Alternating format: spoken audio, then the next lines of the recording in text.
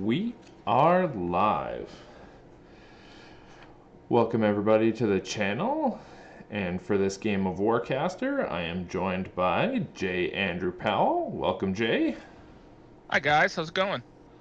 I appreciate you taking time to teach me how to play, sir. Not a problem at all. Warcaster is a great game. I've been trying to get as many games as I can, so I'm always willing to play. Have they actually released the Pledge Manager yet? So in my email today, I got a note saying that they were putting the final touches on it, so hopefully by the beginning of next week it will be live. Perfect. I know a lot of people were asking about that, so I thought we'd bring that up early. Yeah, I've also heard that they originally were going to have it be live in April and then end at the end of April, but because of the social distancing situation we're all dealing with, it sounds like it might be open for a few months. Oh, So if you can't pick stuff up right away at the beginning of April, you might still be able to get stuff in May or even possibly in June. that's deadly. Privateer is such a good company for that. They are. They really are. I've been really impressed with all their PR, like that have broken models and stuff, like receiving extras in the mail and handwritten notes. Like that's really something no other company does.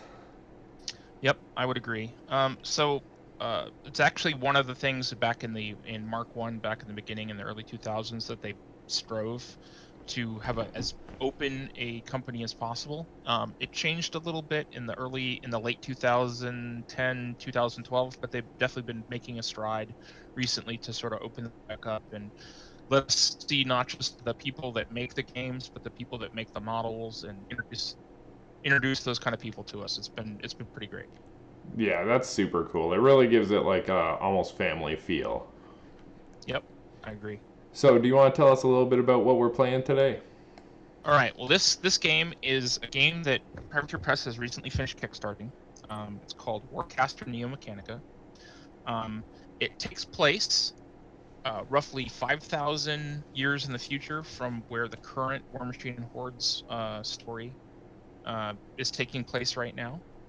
To give you a quick background, there's an apocalypse level event happening in the War Machine Hordes world. A army of quote-unquote demons called Infernals are invading the world, coming for what was promised to them by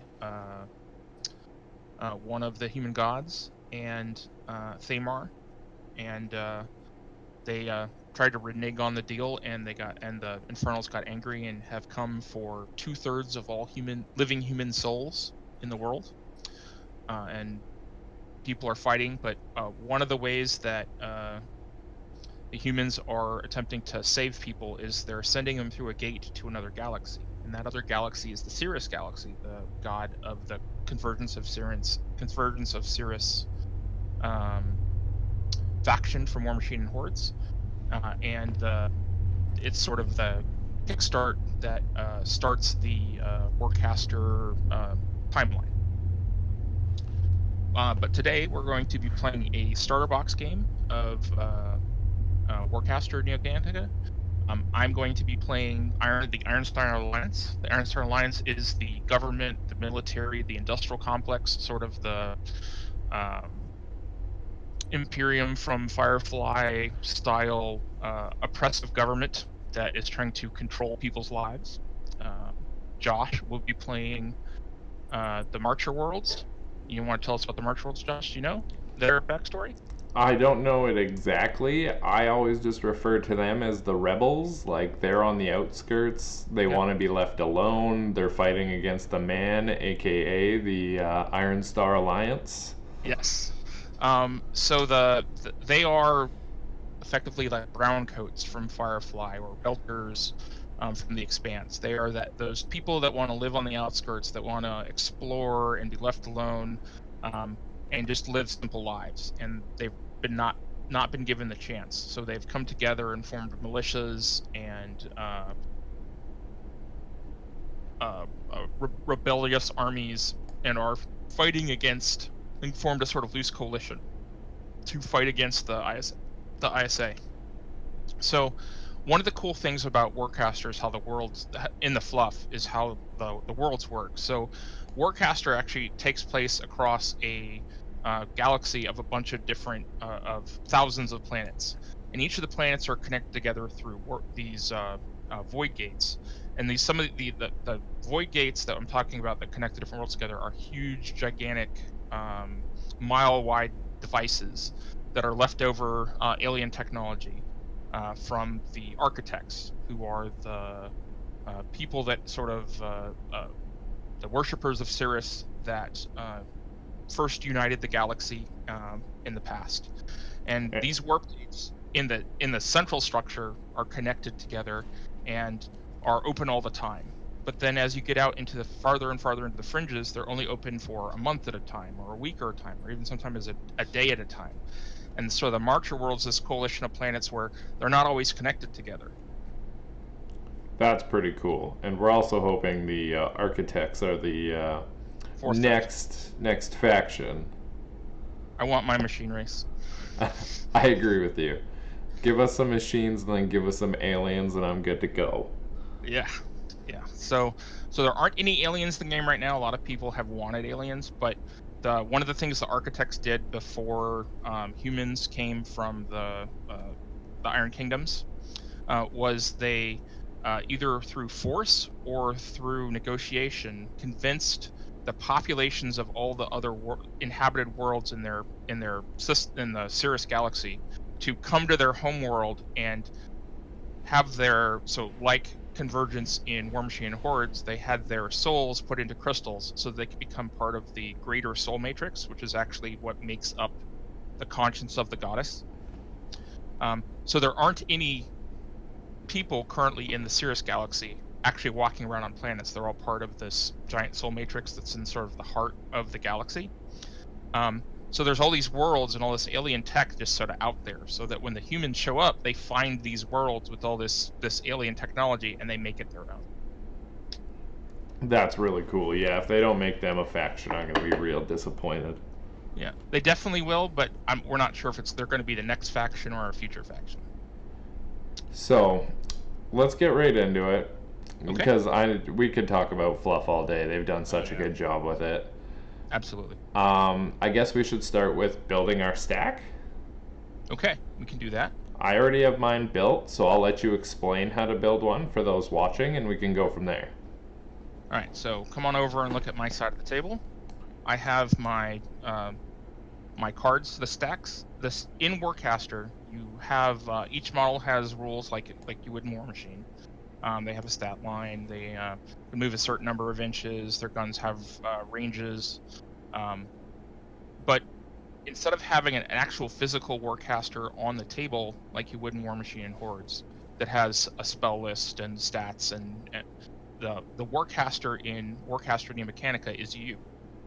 You represent a powerful mage who is connected into a I like to think of it sort of like Professor X and Cerebro, but they're connected into a telepathic system that connects them to their army on the battlefield, and they can give members of their army arc, which is similar to focus in War Machine and Hordes, to activate abilities, to boost them in combat, but to interact with those models on the table, they also have a stack. A stack is a deck of 12 to 15 cards that you build before the game that allows you to, which counts as your spell list for your Warcaster. Each turn, players will always have, at the beginning of their turn, 5 cards in their hand. If you ever run out of cards to draw, you reshuffle your deck and just draw back up to 5. At the end of each turn, after doing your activations and playing your cards, that's when you can discard 1 card from your hand and draw back up to 5. So in Warcaster, there are 4 different types of cards that you will see in your in your games. So you have harmonics, geometrics, overdrives, and furies. So harmonics are cards that can affect any type of models specified by the card, but they usually can affect a friendly unit, a solo, or it'll specify on the card, but it's the sort of catch-all that affects everything across the board. Units in Warcaster Neo-Mechanika is considered either a squad, a solo, or a warjack. So the reason that they say unit is because during a game, and we'll get into this more as we get into the game, each one of your turns, you'll be able to activate both a unit, so either a warjack, a solo, or a squad, and then an additional solo during your turn. So harmonics affect a variety of things. Geometrics affect squads. Overdrives affect warjacks. And then Furies are special, and they are direct attack spells that your models use to attack enemy models. So when playing a card, if you play a harmonic, a purple, and a geometric for squads, or which is orange, or a overdrive, which is blue, you can they only affect your models. They can't affect enemy models, and you can play them anywhere on anything anywhere on the board. To be able to play a Fury, you have to have a Weaver on the table. So in my case, I have a Paladin Weaver. He's right here. If you want to zoom in on him. So Weavers act sort of like arc nodes in War Machine and Hordes. When you cast it, each Weaver has a focus stat, which is the number of white dice you roll when attacking with a Fury. And each Weaver for each of the factions has a base range that when you cast a spell, that's the distance the spell can go. For Iron Star Alliance, I'm going to call them ISA from now on. They are the distance is 12 inches. For Marcher Worlds, or MW, we'll probably just call them Marcher Worlds, the distance is 10. And then for the Aeternus Continuum, who is the third faction that you'll see in a future game that Josh and I play. It's actually the faction that I'm going to be starting with. The distance is 13. So the reason those distances are different per faction is because each faction has strengths and weaknesses, and that distance is one of the strengths and weaknesses that's used to balance the models. All three Weavers, so during the game, when a model has an arc on it, it's called being charged. So while charged, all three Weavers in the game get a special +5 inches of range to their Furies when you cast a spell. And we'll go over how you cast spells and how that affects as we play the first couple rounds of the game. So when building a stack, as I said before, you can have up to 12. You have to have a minimum of 12 cards in your stack, and you can have up to 15. The reason there's a minimum is that when building your stack, you must pick at least 3 cards from each color, from each type of card. So, but in each starter box, when you get a starter box, it'll come with 24 cards. So you'll have some options. So I've split these cards into the cards I'm going to be taking, which are the top set, and the cards that I'm going to not use for this game. So I'm going to pull these cards and I'm going to delete them. So both of us have decided to play with a deck of 13. You kept your 13 cards, Josh? Yes, sir. Yep. So I picked the 13 cards as well. So I'm just gonna pull out these 3 purple cards. We come over here, Josh, and zoom in on each one as I go through them. Yep. So the first one is Arcane Synthesis. And if you click on the plus sign above your keys, Josh, you can zoom in and make them bigger so that people can see them easier on the screen. Oh, good to know. So Arcane Synthesis will let you can play this card during one of your 2 cipher phases. So each turn, players will have, during their turn, will have two opportunities to play a cipher card from their hand. Cipher cards don't cost anything to play. You just get to play 1 cipher card from your hand during each of the phases. So, and we'll go over that more as we go through turns. So Arcane Synthesis allows you to charge a unit so a warjack, a solo, or a squad with any amount of arc up to its limit. So let's talk about the arc limit for a minute. So unlike War Machine and Hordes, any model can have arc, not just warjacks. Or in the case of Hordes, war beasts with fury. A warjack can have up to 3 arc on it at any time. Everything else can only have 1. And the way that arc activates abilities and gives you bonuses we'll go over as we come up to it in the game as we're playing. So Arcane Synthesis is a great card to have because it lets you, outside of your normal ability to put out focus during your charge phase, it lets you basically have a second charge phase. I definitely also slotted that card. Yeah, it's very useful. All right, so the next card is Aggression Theorem. So Aggression Theorem lets you target a model immediately and make 1 melee or range attack with it. So what this does is it allows you to have a model make an attack outside of its normal activation. So if a model has an activation token and can't activate during a turn, but you need it to shoot a gun to add the corrosion continuous effect, so that when attacking an enemy model that turn it has a -1 armor, this is a card you can use to do that. Or if you want to clear away so you can go score an objective by making a melee attack, this also helps. The final card is Divination Algorithm. It gives a friendly unit, so a warjack, a solo, or a squad, +1 range and POW to its ranged weapons. So this can be very useful so that when, for example, if Josh was shooting at my ISA guys and he was using blast weapons, so all ISA paladins have a special ability called Reactive Armor that gives them +1 armor against blast weapons. So it can be very hard if you have a POW 3 or POW 4 blast weapon to beat my my 4 armor against blast weapons. So putting this card on a model with a bunch of blast weapons can give you an extra die to try and break through that armor. All right, so those are the 3 harmonics that I picked. I'm not going to go over the other cards that are in my stack. We'll see them as they come up, but that's just to give you an idea of how cards play. So I'm going to put my stack together now, and then we will go over the basics of the game. So Josh, I would suggest that for this intro game that you have me go first so I can run through a turn. Okay, no, that's perfect. All right.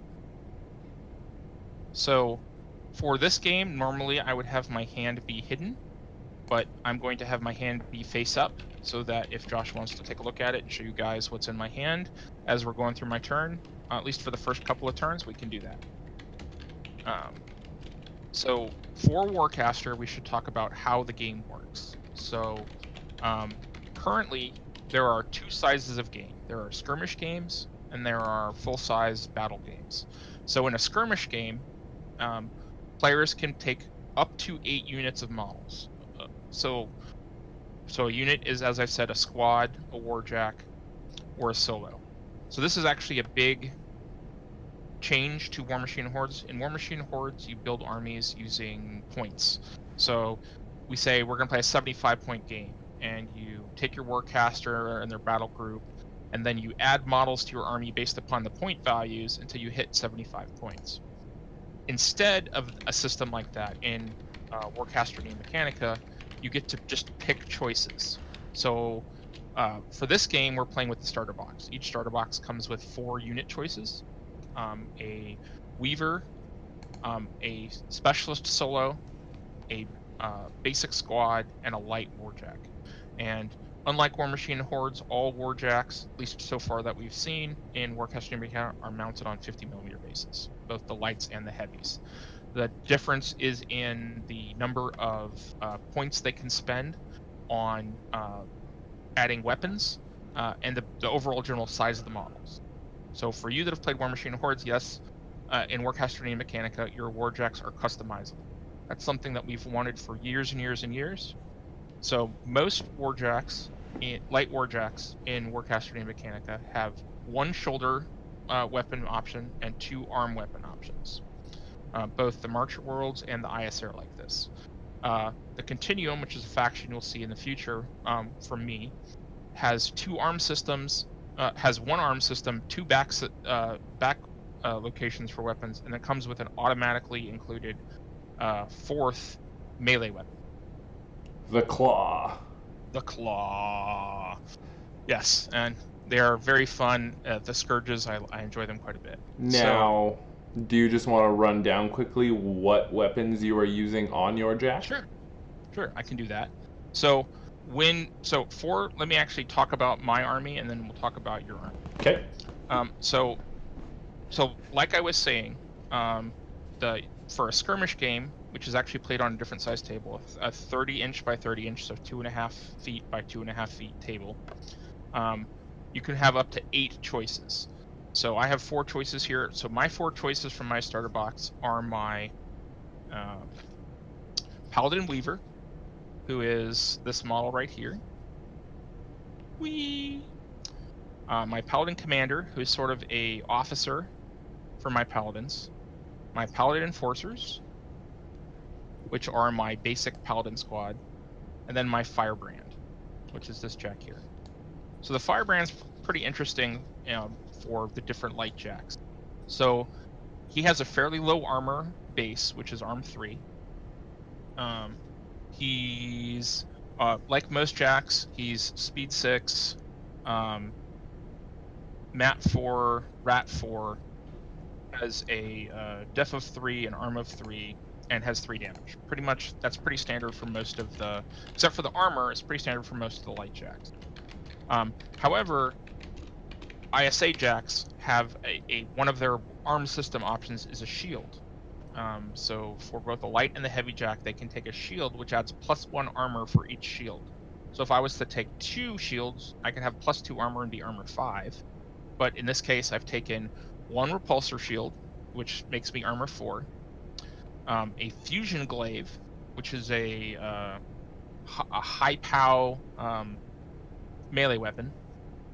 A reflex cortex, which gives me heightened reflexes. So when an enemy model hits me with an attack, after the attack is resolved, I can move 3 inches.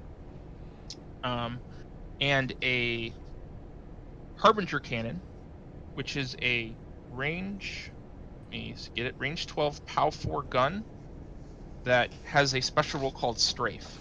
So in this game, weapons have both attack types, so kinetic, ballistic, energy, explosive, but then they also some weapons have special rolls. So either if your gun doesn't have a special roll, you'll make 1 attack against a single model. A Jack with Strafe gets to when they target a model, they can roll a red die, and for every strike rolled on the red die, they get to make 1 extra attack against another model within 2 inches, if they want. There are blast weapons, which, instead of having a template like in War Machine and Hordes, you target the model and you roll to hit. If you hit that model and do a damage roll against that model, and then you make a damage roll against the 2 closest models to that model with the base POW of the weapon. If you miss, however, you still get to make a base POW damage roll against the model you targeted. And then the last type of weapon is a spray weapon, which is you measure a straight line for the distance of the spray, and every model, you can make an attack against every model in that straight line. All right, so one of the cool things about the Harbinger cannon for the ISA is that it has a spike. So what spikes are is that when a Warjack is charged with a focus point, you can when a rule says you can spike, you remove 1 charge, 1 arc from that model and put it back in your Warcaster's arc pool, and that you get a special ability. In this case, the Harbinger cannon allows me to make a attack that ignores line of sight, so I can shoot you over a building. That's I like to think of it nasty. I like to think of it as like he deploys a drone, and the drone, he's watching you with the drone, and then he spikes and is able to hit you, got laser guided by the drone or something like. I mean, that's So pretty space copy, so that checks out. yeah, and actually the Paladin Enforcer Annihilator squad, which is their heavy squad, which you'll see in the next game that we play from me, they are all actually armed with Harbinger as well. Oh, gross. I don't want to play our next game. I quit. Yeah, I'm knowing a little bit about you. You said you're a very control player. I try. You might see these couple of games with ISA, and you might totally want to switch to ISA because ISA is all about the control. So, should I talk about the Marcher Worlds now? Yep, absolutely. Okay, so I have my Coalition Weaver. I have my Ranger Fire Team, which are these three guys over here. And I have my Hunter with that big fancy sniper rifle. Yep. So, oh, and my Dusk Wolf. Can't forget about the Jack. I left him till last so I could talk about his weapon setup. Okay. So, very much like the other Light Jack, I had 5 points to spend on weapons.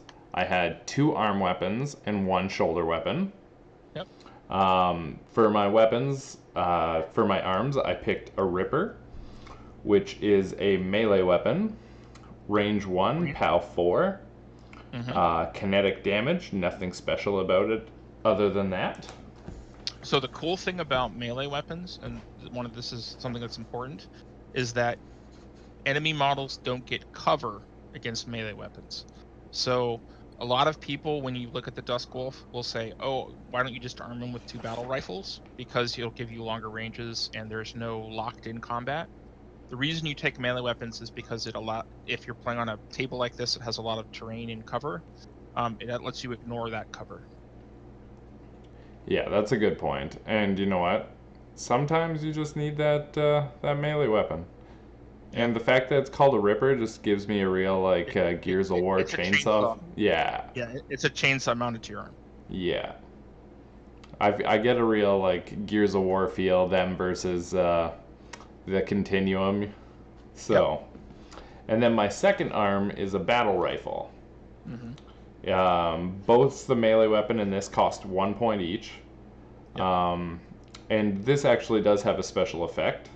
It's range 12, POW 4, and when it's charged, while this model is charged, this weapon gains +4 range, so it goes up to a range 16.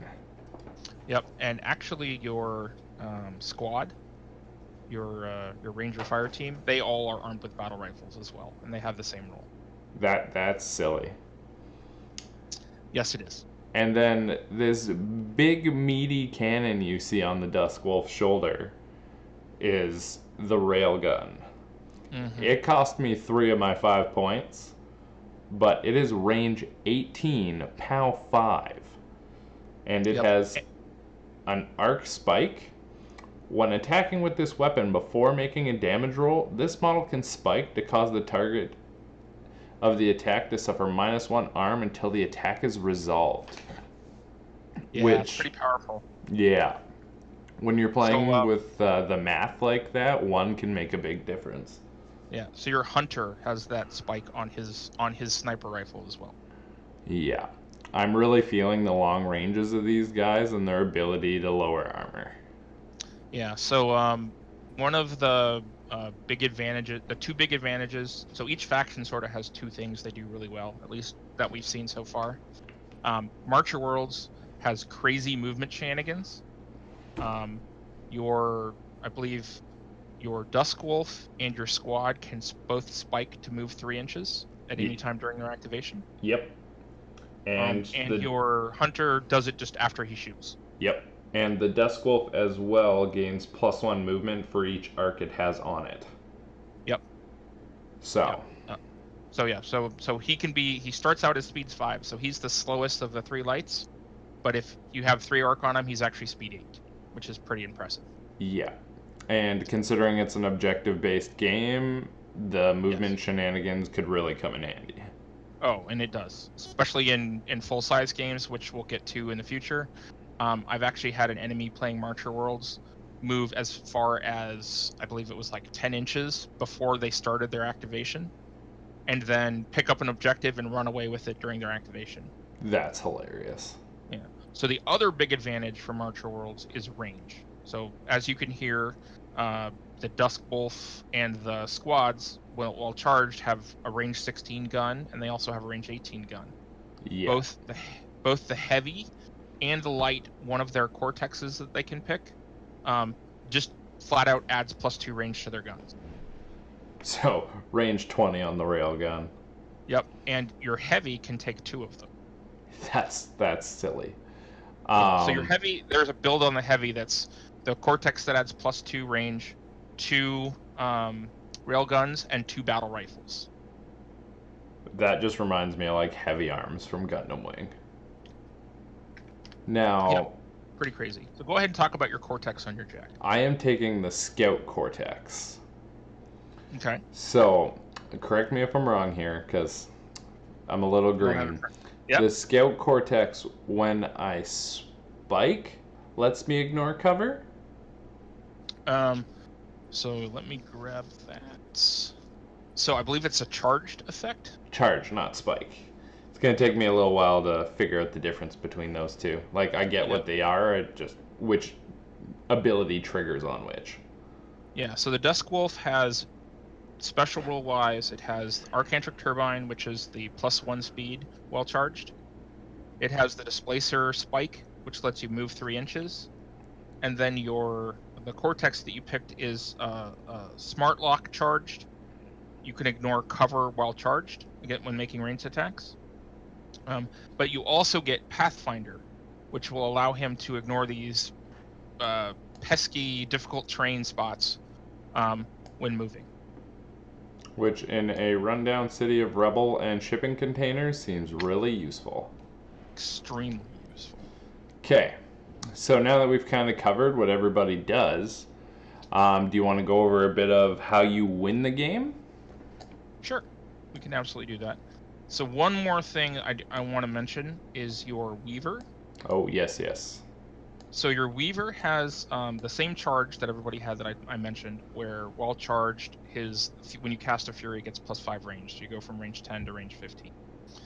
All the basic Weavers that come in all 3 of the starter boxes have that ability. So your Weaver's special ability, and the reason that you have a 10 range instead of a 12 or 13 range, is that your Weaver is defense 4, where all the Weavers are defense 3, and you have a spike called Fury Reciprocator.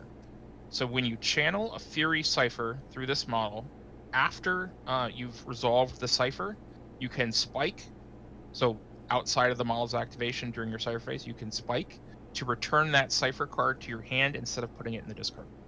Which is extra yummy because I ran three of each card and an extra Fury, so.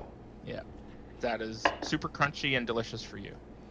I do like that. Okay, so. All right, let's talk about the game. So when playing a game of Warcaster, we're playing the skirmish side. So right now we have 1 scenario for the skirmish size and 3 scenarios for the full size. We'll talk about those in another stream. For now, we're going to talk about the skirmish scenario. So in the skirmish scenario, you have 3 objectives, 1 in each corner on this side and 1 in the center of the table over here.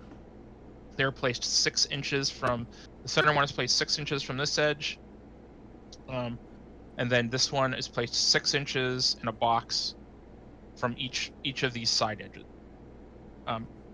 So when you play Warcaster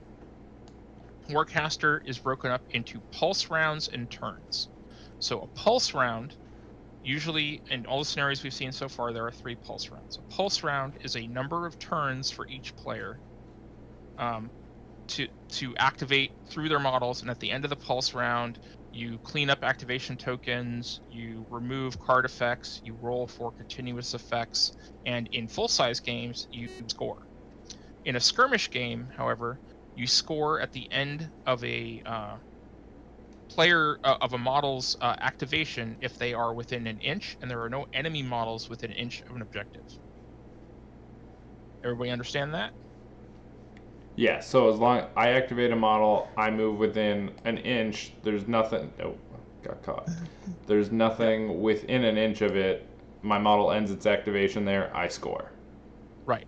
However, during each pulse round, each player can only score each objective one time. So each objective is numbered 1, 2, or 3. So I can only score objective 1 once per pulse round. You can only score objective 2 once per pulse round. During the first pulse round, all objectives are worth 1 victory point. During the second, they're worth 2 victory points, and during the third, they're worth 3 victory points. Okay. So during a pulse round, each player will have a certain number of turns. So for this battle box scenario, we're going to play 3 pulse rounds. Each pulse round is going to have 3 turns. So what that means is that each of us will get 3 turns per pulse round to activate model. So if you think about it, if I'm able to activate both a unit, which is either a squad, a solo, or warjack. The reason I repeat that is because that's one of the biggest thing people get confused of, because most people, when they think of unit, they think of a squad, but a unit can be any one of those 3 things, and then 1 solo. You activate a unit and a solo during each one of your turns. So each person over the course of the game will have 18 activations possible. You'll have a minimum of 9 activations, and if you do your activations well and plan your turns out, you'll always have that extra solo to activate, so you could have up to 18 activations over the course of a game. At least for this skirmish game.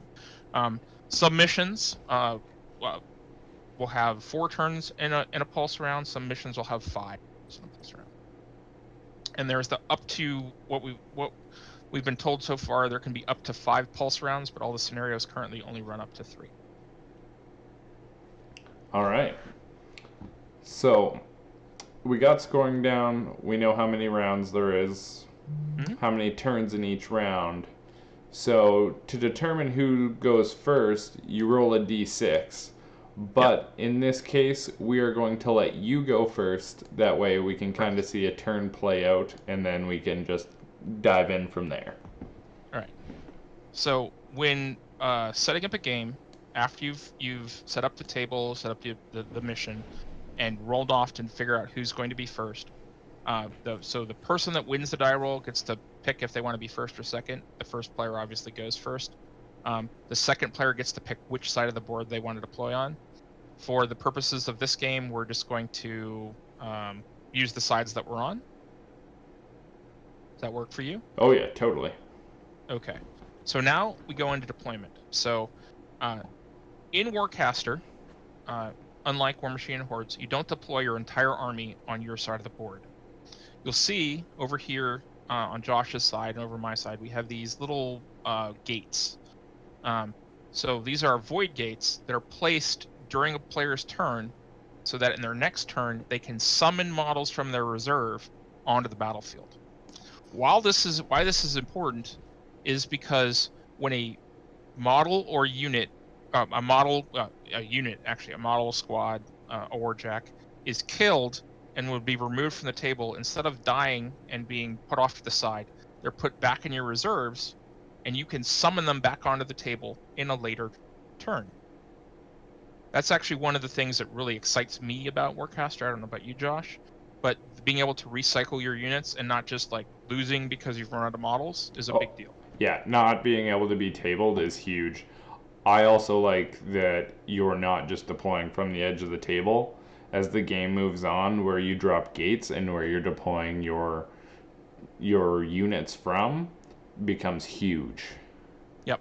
And as you get into bigger games, the sometimes, especially in a full-size game, the areas of the table will break up into sort of separate skirmishes, and it will come down about who can get the most units out at the best time or in the best place.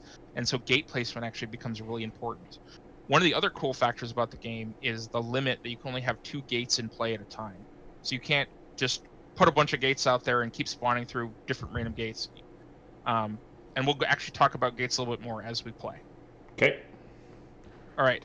So, however, to start the game, each player will deploy up to 5 summoning points of models within 5 inches of their table edge. So, in this game, and actually in any game, solos are worth 1 summoning point. Squads and light warjacks are worth 2 summoning points.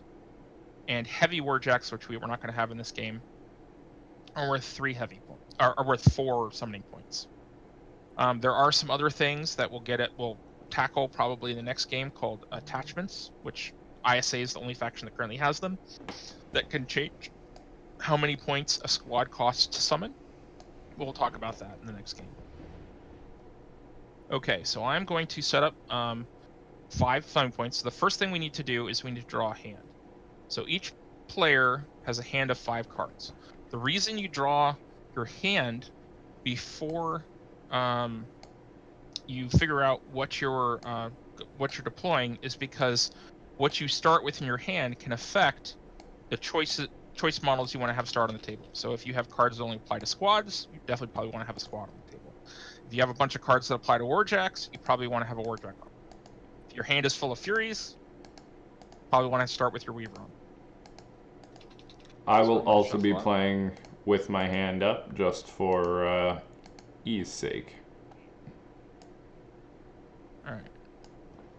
So I'm going to come over here. Put my hand on the table so we can look at things. All right. So I've started with 2 geometrics, which are the squad cards, 2 overdrives, which are the warjack cards, and a harmonic. And this harmonic is a Gresham theorem, which can target any type of unit. So looking at this, you'd think I'd want to start with warjacks or squads in my army. However, I can only start with 5 points, and I need to make sure that I have both at least 1 warjack or squad and 1 solo, so that I can make sure I can activate both things in my first turn. So I'm going to choose to start with my squad on the table, and I'm going to start with my Paladin's commander as well. So I don't have a Fury, so I don't need my Weaver right now. So I'm going to draw a line.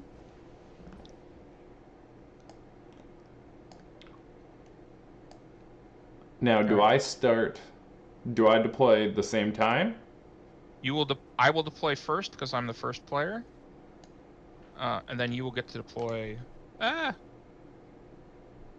big. So if, like I just had, where if your drawing tool is a large dot like that in Tabletop Simulator, when you switch over, you can hit the plus and minus key above your keyboard, and it'll change the side.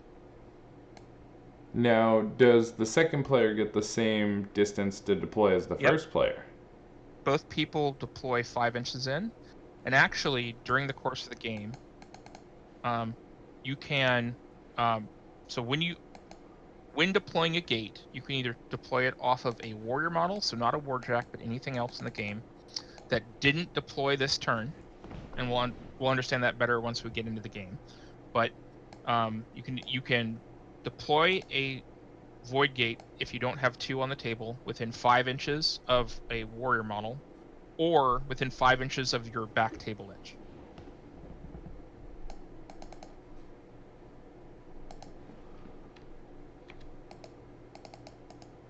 Oh, I'm still getting the hang of this.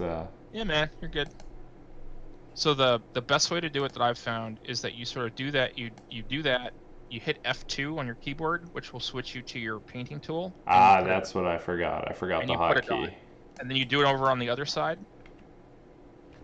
And then using the line tool, you can draw a line between the 2 of them. Oh, that is smart. So if you look at my side of the board, I've already done that. You fancy bugger. I've just played a couple more games than you. It's not a big deal. Alright, so I'm going to put my Paladin Enforcer Squad here. This guy's going to go here. This guy's going to go here. Yeah, that hotkey makes a big difference. Put my Paladin Commander over on this side.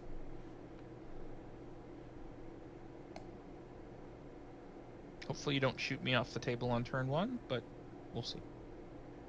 I mean, Considering I'm a rookie, chances of that are not good. So I played a full-size skirmish game of this a couple days ago, and I was playing Continuum, which their squads are much weaker than normal squads. They only have 2 armor instead of 3 armor, but they have other advantages, which we'll get into when we play them.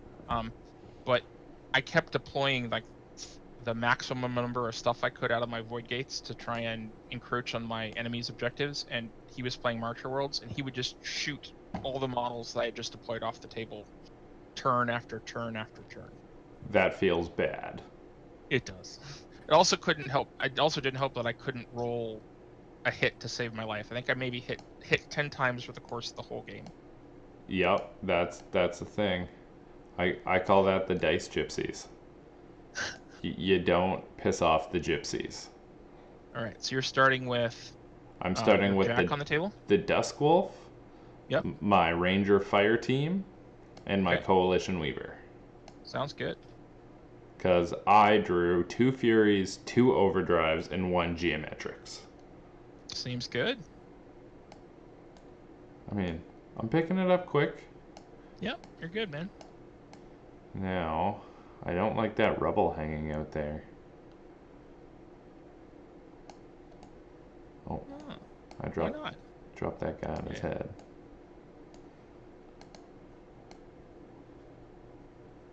Because I would love to put my unit there and just run up the middle of the table at you, but apparently that's not a thing I can do. Yep. Alright. I will say, for being my first time playing Tabletop Simulator, it feels really smooth. I'm super surprised. Yep. It's a pretty good program. I've been playing with it a lot lately. And it is very, very, very. There's a lot of really great little options in it, and we'll go over them as we play. I've actually learned some new stuff in the last day or so. Okay, I am deployed. Okay. All right. So, let's go into a turn. So, turn 1 of Pulse Round 1. So, I'm first. So, the first thing you do, if you look over here, we have these little cards next to our board, which I've.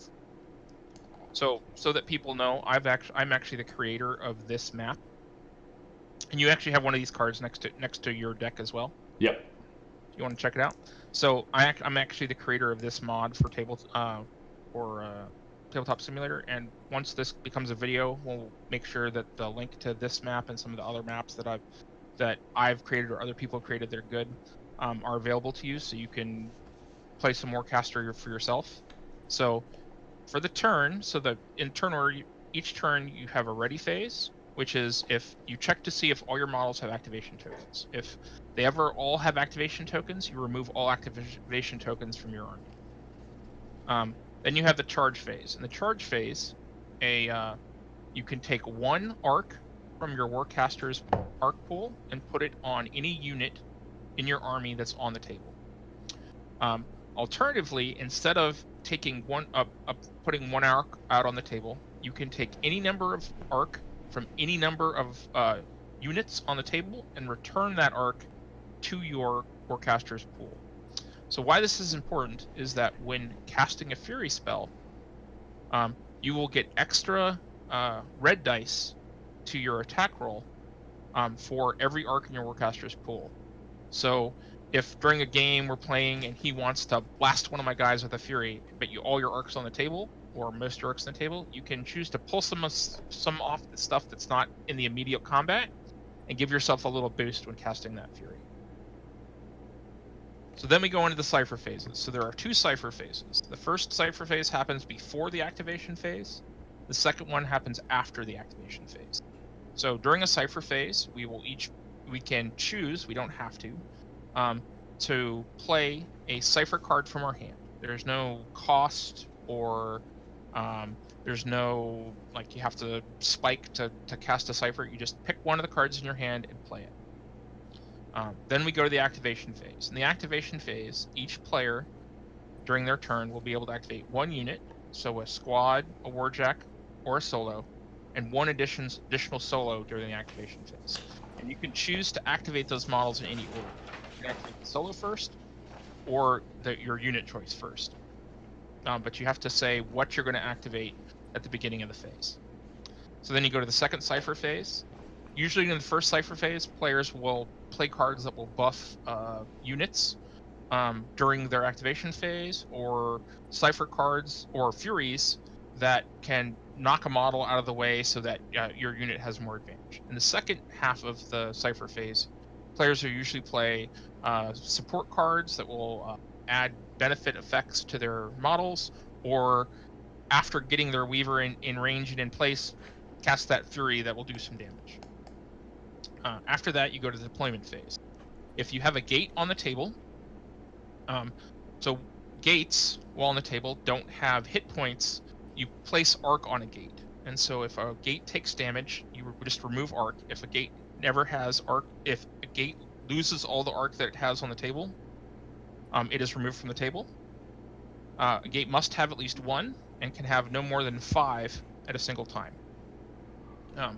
During your deployment phase, you can remove arc from a gate equal to the summon cost of models you want to deploy, and you can deploy them on a table.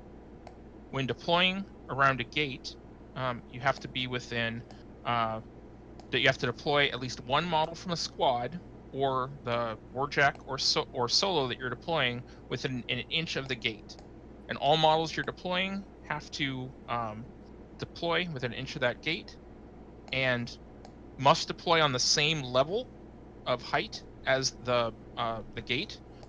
If for any reason a model in a squad can't be deployed on that level, it is killed and removed from play. So then we go to the void gate deployment.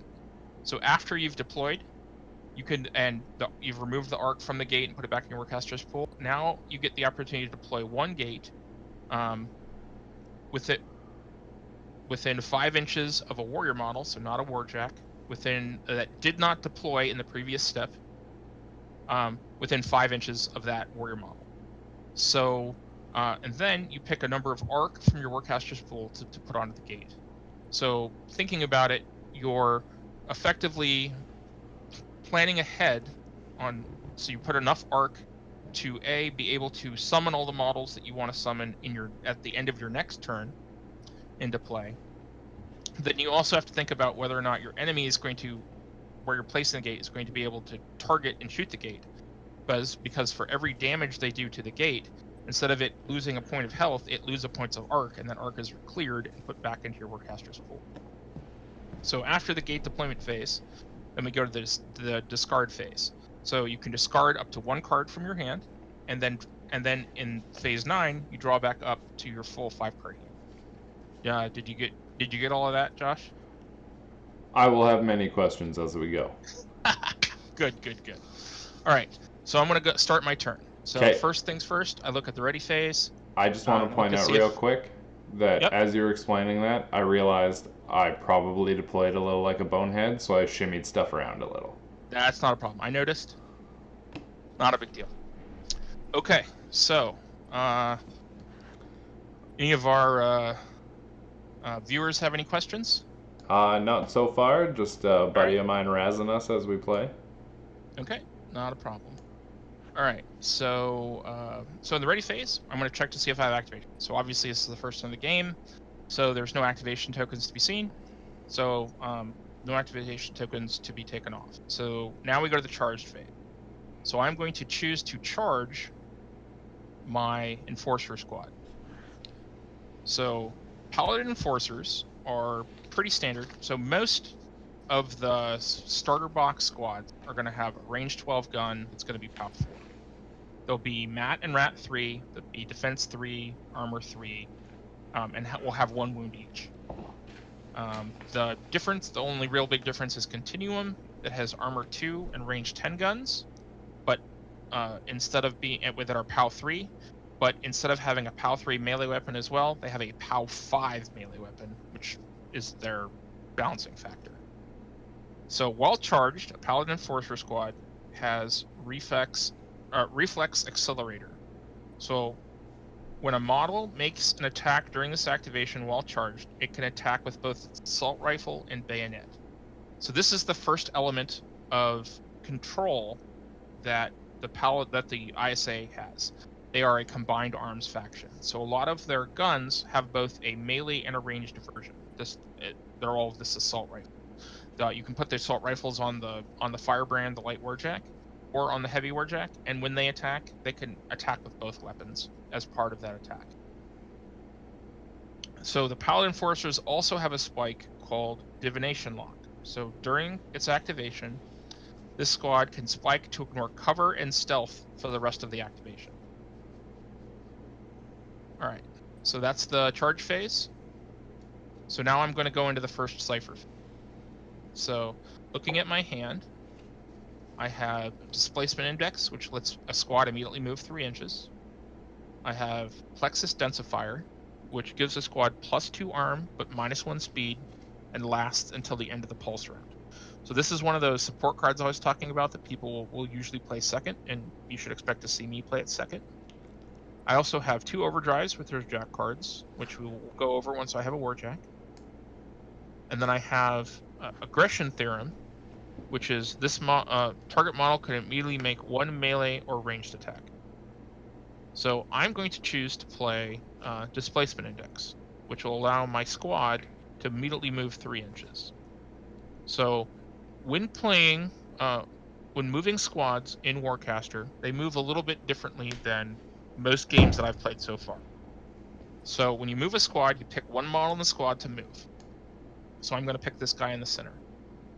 And so he's going to move. So this is something that I've learned recently, Josh. So if you click on the guy and pick him up, if you hold tab, it makes the ruler for you. So you don't have to put the ruler out, make a mark, and then move to the mark. Oh, nifty. All right, so I'm going to move him 1.5 inches to there. And then he's going to skirt around the terrain. You do have to go back to the hand tool to pick him back up. And then he's going to go 1.5 inches to there. All right.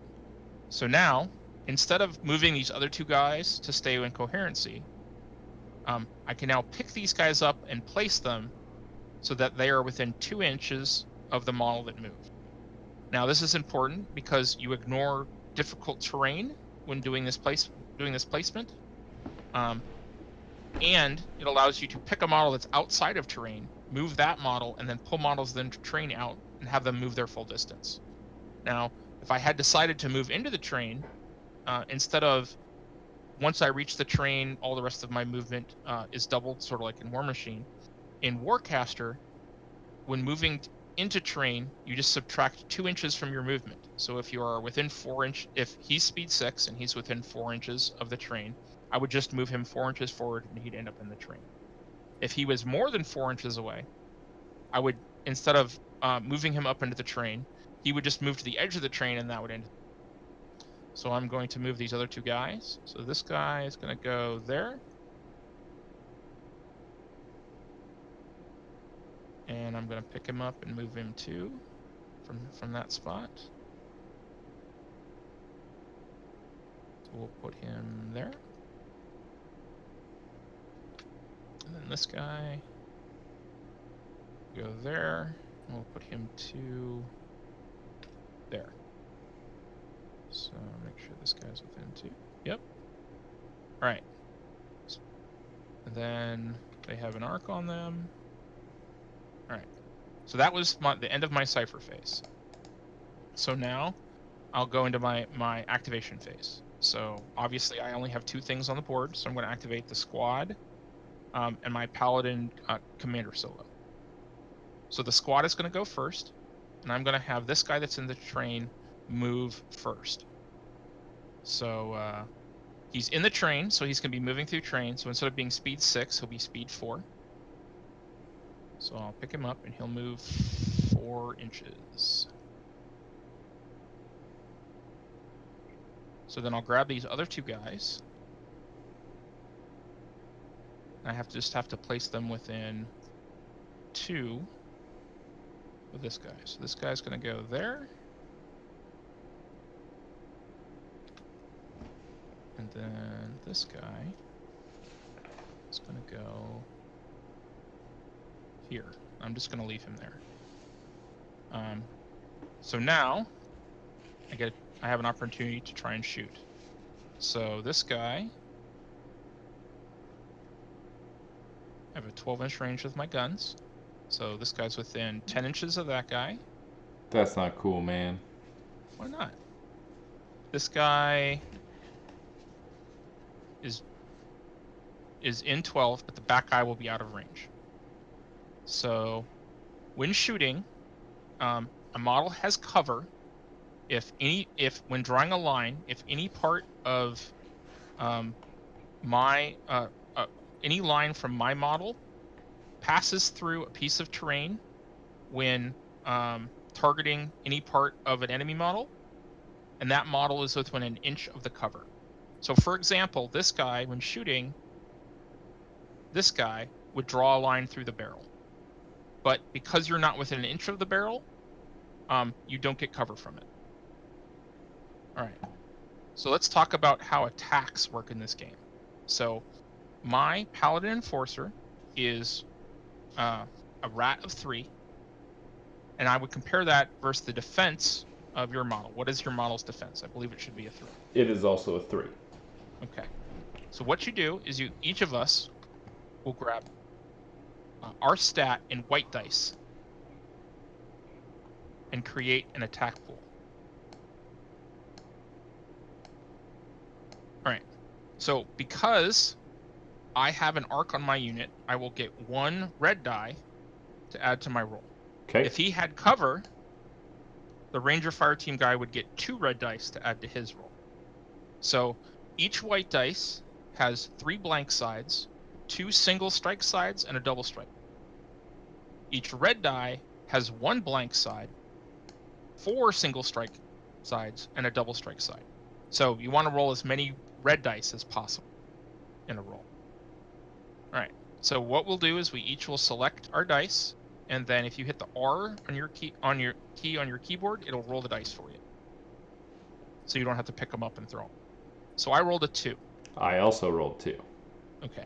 To hit an enemy model, you have to beat the defense roll. So because we both rolled 2, I have missed with my attack. Yay! So then my second guy will shoot at the same guy. So when making an attack, you can ignore friendly models in your squad for line of sight. So I am 11 inches from your guy. I'm going to ignore this front guy, and I'm going to shoot him. Okay. Okay. So we roll our dice again. I rolled a 3. I rolled a 1. All right. So great. I don't have to go into it and explain. I can actually finish the attack. All right. So one of the cool things, and one of the coolest things that most of the people I've talked about Warcaster, is that the strength of hit is rewarded in this game, which it often isn't in most miniatures games. So I beat his. So he rolled a 1 for his defense, and I rolled a 3 for my attack. So because I beat him by 2, I will get to add 2 red dice to my damage roll. This is gonna be bad. Yeah. So for example, when he gets his hunter out on the table, his hunter has a rat of 6. So against my normal 3, and against some models have as low as a 2 defense, when rolling 6 dice plus 1 if he's charged, I've seen that my opponent get as many as 7 boost dice to a hit. So think about that with your sniper, rolling, because the sniper rifle is POW 4, so it would get 4 white dice. I've seen as many as 7 red dice, and if you spike, you lower my armor by 1. You can snipe out a 3-wound model in a single shot. Oh wow! I've seen it happen multiple times. All right, so my enforcers, they have assault rifles, and their assault rifles POW 4, so I get 4 white dice. Okay. Plus 2 red dice because I beat you by 2 on Yes, the attack roll. So now, what is the armor of your Ranger Fireteam guy? 3. 3. Right? So for every instance of 3 that I roll, so when I roll, I'm going to roll my dice. So I rolled a 4. So for every 3, so I total my numbers up, I roll my 4, and for every instance of 3, I would do 1 point of damage. So because his guy only has a single wound, he'll die and get put back into your reserve. If, for example, I had rolled a 6, I would have done 2 points of damage. But any extra that doesn't equal their armor value over their armor value is discarded. So because I rolled a 4, I would ignore the 4th point pip of damage and only do 3, doing 1 point of damage to it. Is that clear? Yep. All right, great. Basically multiples of 3. Yep. All right. Or multiples of their armor. Multiples of their armor. So in this case, multiples of 3. Okay, so now I'm going to end my activation. So I will come over here to these bags of dice here. Okay. And grab the check mark and put an activation token on my guys. And because they activated and ended their activation within an inch of this objective, I will score 1 point. Gotcha. All right. So now my Paladin Commander is going to go. So usually when playing ISA, you want to have your Paladin Commander be close to a Paladin squad. And currently there are 2 Paladin squads. There's the Paladin Enforcers, and then there's also the Paladin Annihilators, which are the heavy squad. Because a Paladin Commander can spike to remove an activation token on an activated unit of Paladins. That's pretty good. Yeah, it's a pretty great ability. All right, so my Paladin Commander is going to activate. He is speed 6. So he's going to go into the terrain, and he's going to move 4 inches and end up right there. So, so I should mention that during a model's turn, it has a movement and an attack. Unlike War Machine and Hordes, you don't have to do your movement first and then your attack. You could attack first and then move. You can do it in any order. Okay. That's kind of nice. So like, for example, your fire team over here that I shot at, you could, if they had a point of arc, you could spike, have them move 3 inches for their spike, shoot their guns, and then move back 6 inches afterwards. So there's a lot of strategy and tactics and depth in this game, even though it's fairly simple. All right, so my guy, my Paladin Commander, has a range of 10 on his gun, so he's not going to be in range of any of your guys. However, at the end of his activation, he is within an inch of this objective, so I will score a 2nd for this round, going up by 2. All right, so that's the end of my activation phase. So the next phase is the cipher phase, the 2nd cipher phase. I'm going to look at my deck, and I have this this cipher card here, the Plexus Densifier. I'm going to choose to play that on my squad. So when I play this card on my squad, guys in the squad get +2 armor, but -1 speed, so they go to armor 5. But are now speed 5. And it lasts until the end of this pulse round. So there's 2 more turns in this pulse round, so it'll last for another 2 turns. Unless you have an effect that gets rid of that card.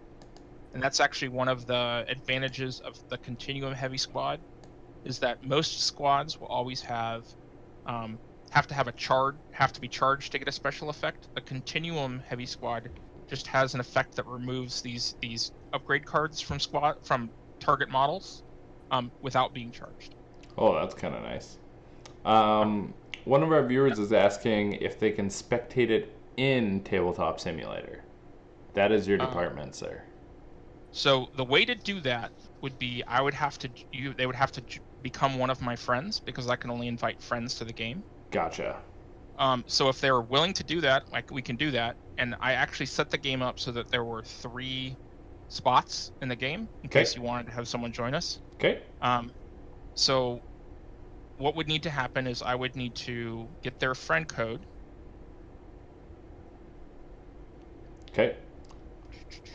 If they So- drop us our their friend code in chat, I will let you know, and we can go from there. Okay, no problem.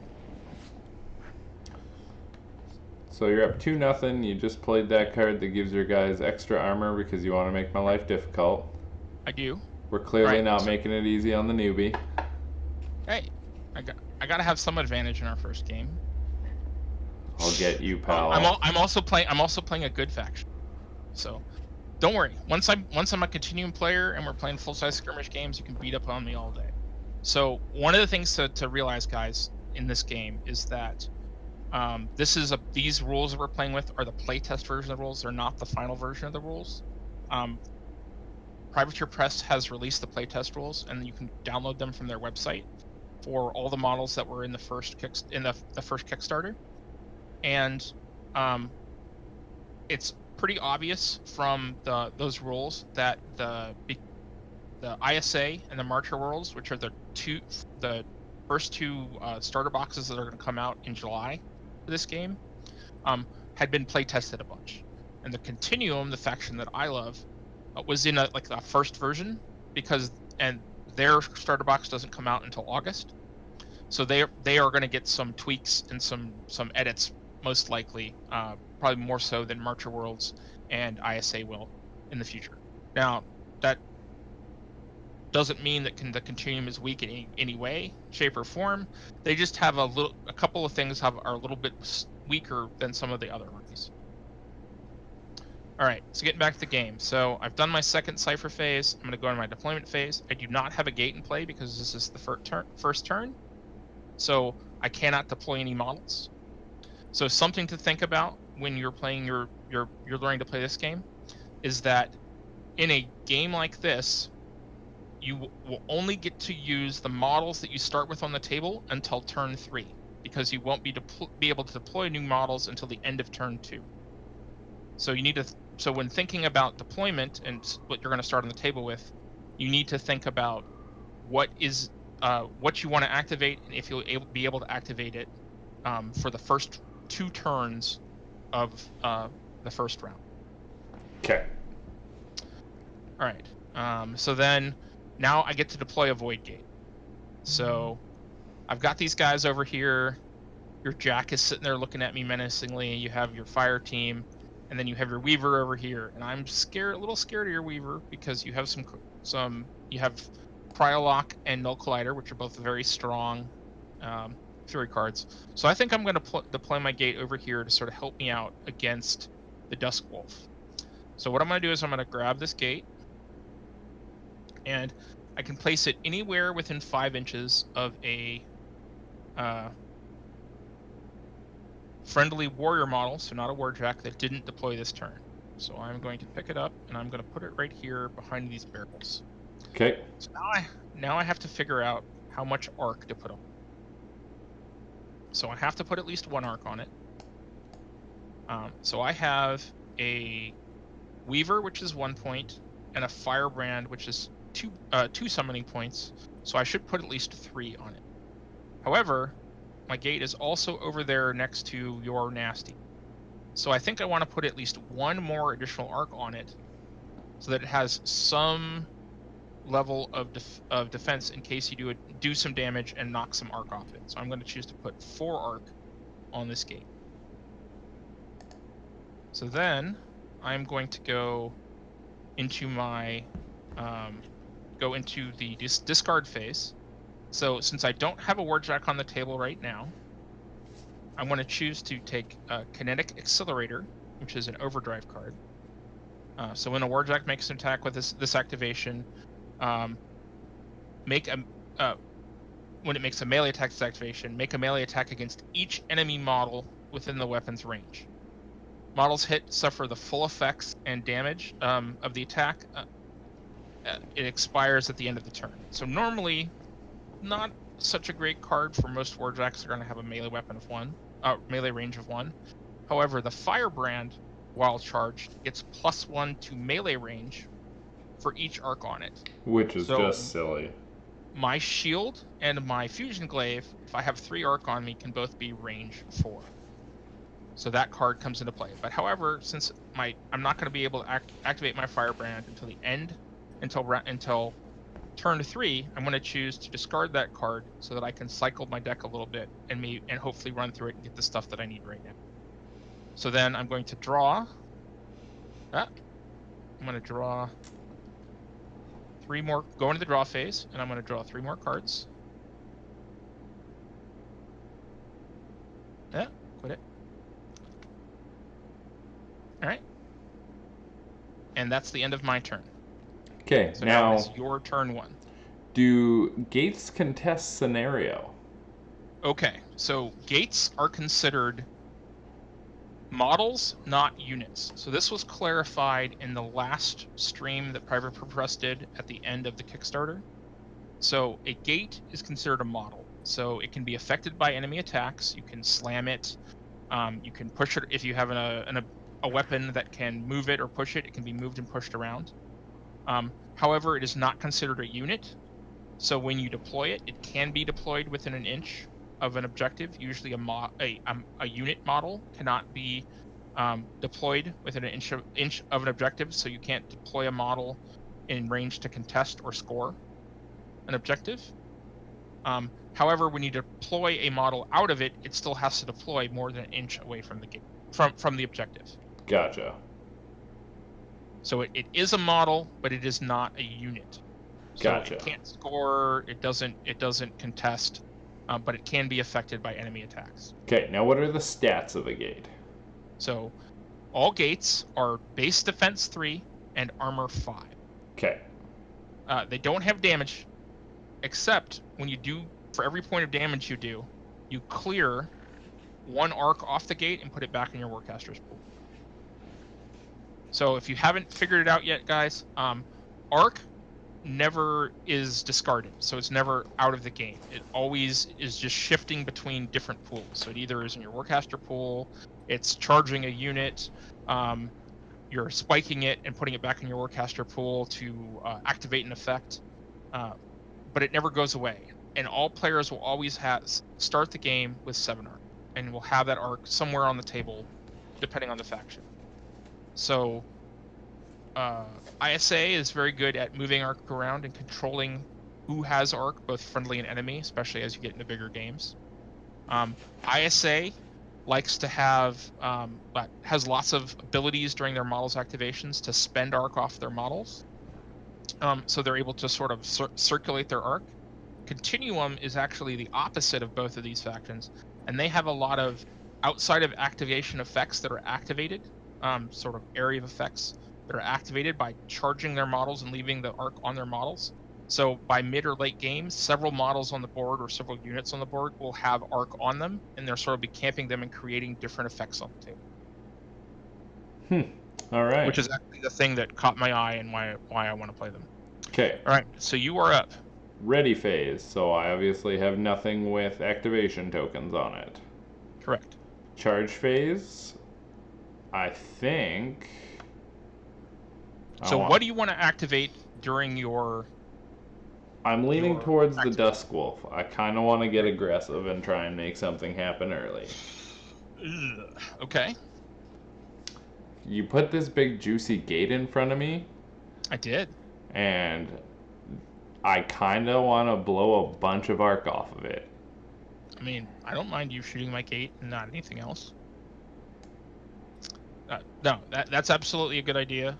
Go ahead and do that. The way I see it is I'm only going to get maybe 2 Paladin Enforcers because you took me out. Yeah. So I could reduce the amount of guns you have on the table, or I could try and take away deployment from you in the future. So let's talk about your Rangers for a second. Okay. So every one of the base squads has something that makes them interesting. So for Continuum, the base squad, while charged, has stealth, which makes them hard to hit if you're not within 8 inches of them. It actually makes you can't target them with a range attacks if you're more than 8 inches away from them.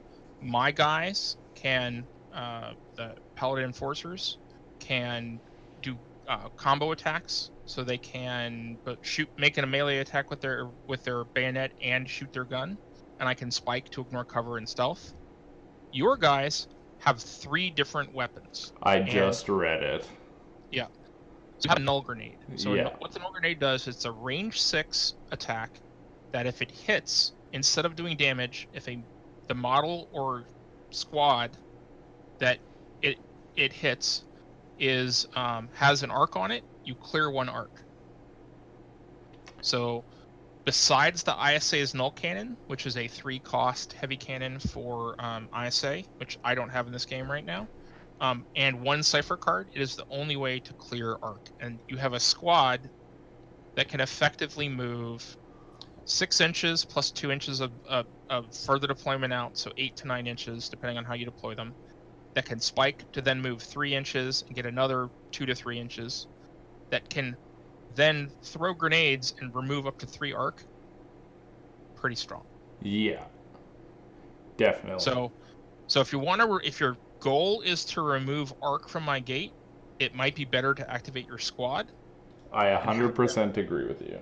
Come up here and drop this here. Now you can leave that chart, that arc on him if you want, but if you, for example, want to say put it on these guys, have them move up so that you get around the barrels so that you can see my gate and ignore it for cover. Throw the arc on them, remove that stuff, and then run away 3 by spiking. That's an option. Yes. So if I move my normal 6, I think I can get around the barrels anyway. Oh, yeah. Easily. Okay. Yeah. So another thing to think about is that in your cipher phase, you have displacement index. So displacement index allows the squad to move 3 inches like mine did. Yeah. So you could have them move 3 inches twice, and then do their normal movement during their turn, if you wanted them to. I think I will end up using the move 3 inches, but I kind of want to load arc up on the jack for later. Okay. Because there's nothing on the ranger team that gets triggered other than the battle rifle ability. Yeah. They will, however, get 1 red die for attack rolls if they're charged. All right, I'm going to charge them. I am def 3 on my gate, so I will actually get a defense roll again. I'll play it safe. I'll charge them. Okay. And then it is cipher phase. Yep. I'm going to play the displacement index to move 3 inches. Sounds good. Check that in the discard. So you said click it, and then what do I hit? Tab? And then hold tab down. Okay. That is so useful. Oh, so 3 inches. Yep. Okay. So then press F1, which will get you back to your clicker thing. Gotcha. And put him in base to base with that guy. Gotcha. So now pick him up, hold tab, and you can move 2 inches from there, and you'll be within 2 inches of that guy. That's super useful. And I'm just going to grab you and put you back on the table edge. Okay, thank you. I appreciate that. So unlike War Machine, models can be pushed off of the table edge, and if they're pushed off the table edge, they just go back to your reserve. Wow, okay. So, for example, there are Furies and some attacks that have slams. If you're slammed off the edge, you're not killed, you just go back into reserve. Okay. Well then. All right. Yep. So that was the end of your cipher phase. Yep. So now you go into your activation phase. Okay. So what are you going to activate? I'm going to activate the Ranger Fire Team. And you're going to choose to activate your Weaver as well? The Weaver is a solo? Yes. Okay, then yes, I will. Okay. I was thinking that my only solo was my Hunter. No, so the Weaver is also a solo. Perfect. That is excellent. So what do you want to activate first? I'm going to do the Ranger Fire Team first. Okay. I want to get the action going. Okay. So I'm going to pick this guy up.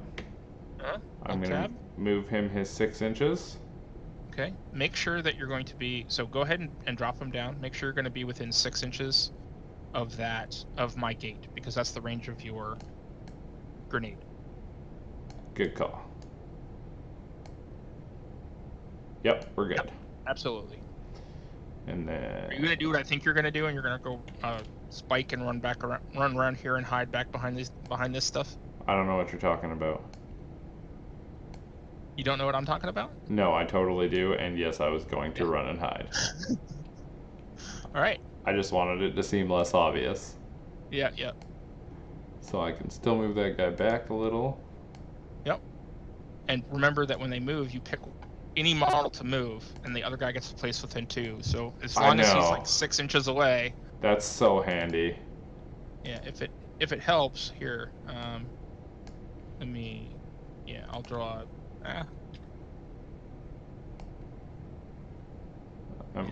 I can draw a line that's 6 inches. You can place on the edge if you want. Go team. All right. Okay. So now we're gonna chuck some grenades. Boo! Yes. We like grenades. We likey grenades. I'm so glad you pointed that out. I would have felt like a dummy. Yeah, this is an intro game, man. I have to point that stuff out. In the future, maybe not, but for now, yes.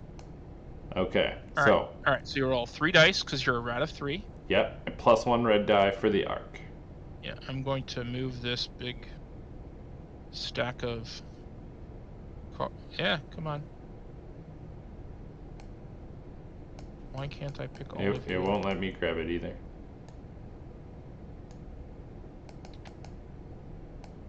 So it looks like the top card wasn't locked, but the rest of the stack was, which is weird.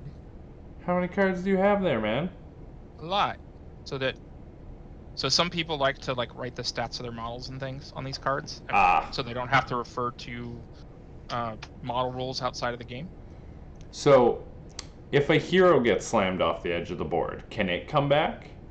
So it's not killed. It's not destroyed. So it would. It would go back into your reserve. Perfect. So, something you can do during your deployment phase is that instead of deploying, you can choose to pull a model off the squad and put them back in your reserve. Pull a unit off the board and put it back in your reserve. So, like for example, if I shoot a bunch of guys in your squad and you get down to 1 guy, instead of leaving that guy on the table, you can choose to, instead of deploying during your deployment phase, you can pick that squad off, pull it back in your deployment, so that the next round you can deploy them at full size. Very cool. It also, when models that can have damage on them, for example, most heroes are either 2 or 3 damage. If a hero is damaged, you can pull it back and put it back in your reserve, and it heals all that damage, so that when it comes back out on the table later, it'll be at full health. Yep, that's a smart play. And there's actually a harmonic, one of the purple cards that does that. Okay. During your cipher phase. All right. So I've got my defensive 3. You have your rat 3 +1 red die. Yes, so guys, I was just thinking about it. So our viewers. So just so you know, the reason I mentioned that we were talking about heroes is because heroes are a special type of solo that is a named character for each army. Right now, each one of the factions has 1 named hero. That hero, they don't count as part of your 8 to 15 units that you can take, depending on the size of battle you want to have. But if they're killed during a game, they are dead and can't come back like a normal unit. So there's a little more strategy involved in heroes. And the Continuum's hero, and as I found out the last game of this that I played, the Marcher World's hero, are amazing. Yeah, I do like the Marcher World's hero. So remember when I was saying that I would put 5 points of stuff out on the table and they'd get completely wiped out? So the thing that was doing that was the Marcher World's hero. So the Marcher World's hero is effectively a gun mage. She has 2 range 10 POW 3 pistols, but she's rat 6. Also, she has ammo types. One of the ammo types is blast. So I would drop a bunch of models on the table and she would roll 8 blast attacks against me and just kill everything. Love it. I cannot wait. It's gross. In the next game we play, when we play a full-size skirmish game, you can play up to 1 hero in a full-size skirmish game, and you'll be able to play with yours, and I'll play with the ISA one. Sounds good. All right, let's roll this up. Let's get this rolled. All right, so first attack, I rolled a 2. I rolled a 3. All right, so I will remove a point of arc. Okay. Second attack. back into my Warcaster's pool. All right, and I will roll.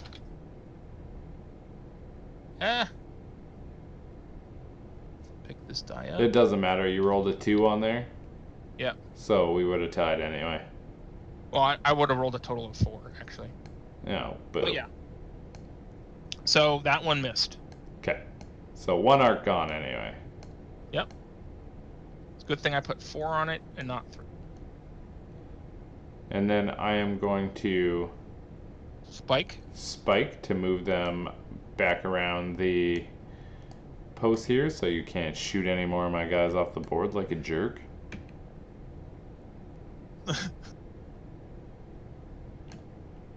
Okay. And then Hold tab and you can go within 2. Yep. take So that. let me make a suggestion here. Yep. Take this guy and put him here.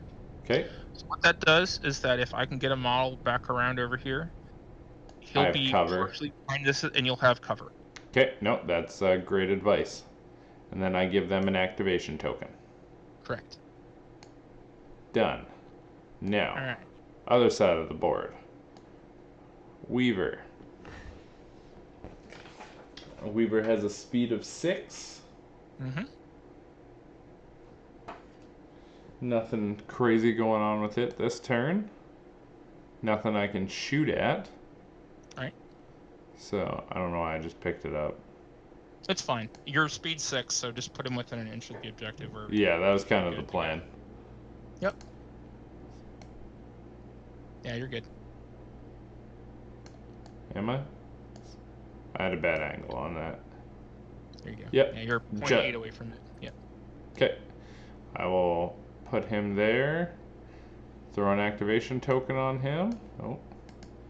Yeah, you need to click F1 so you have your hand. Yeah. Okay, and I can play another cipher, correct? Yep. So now we go into the second cipher phase. So you can play another cipher card. All right. We use 3 inches. Is there anything else that is useful currently?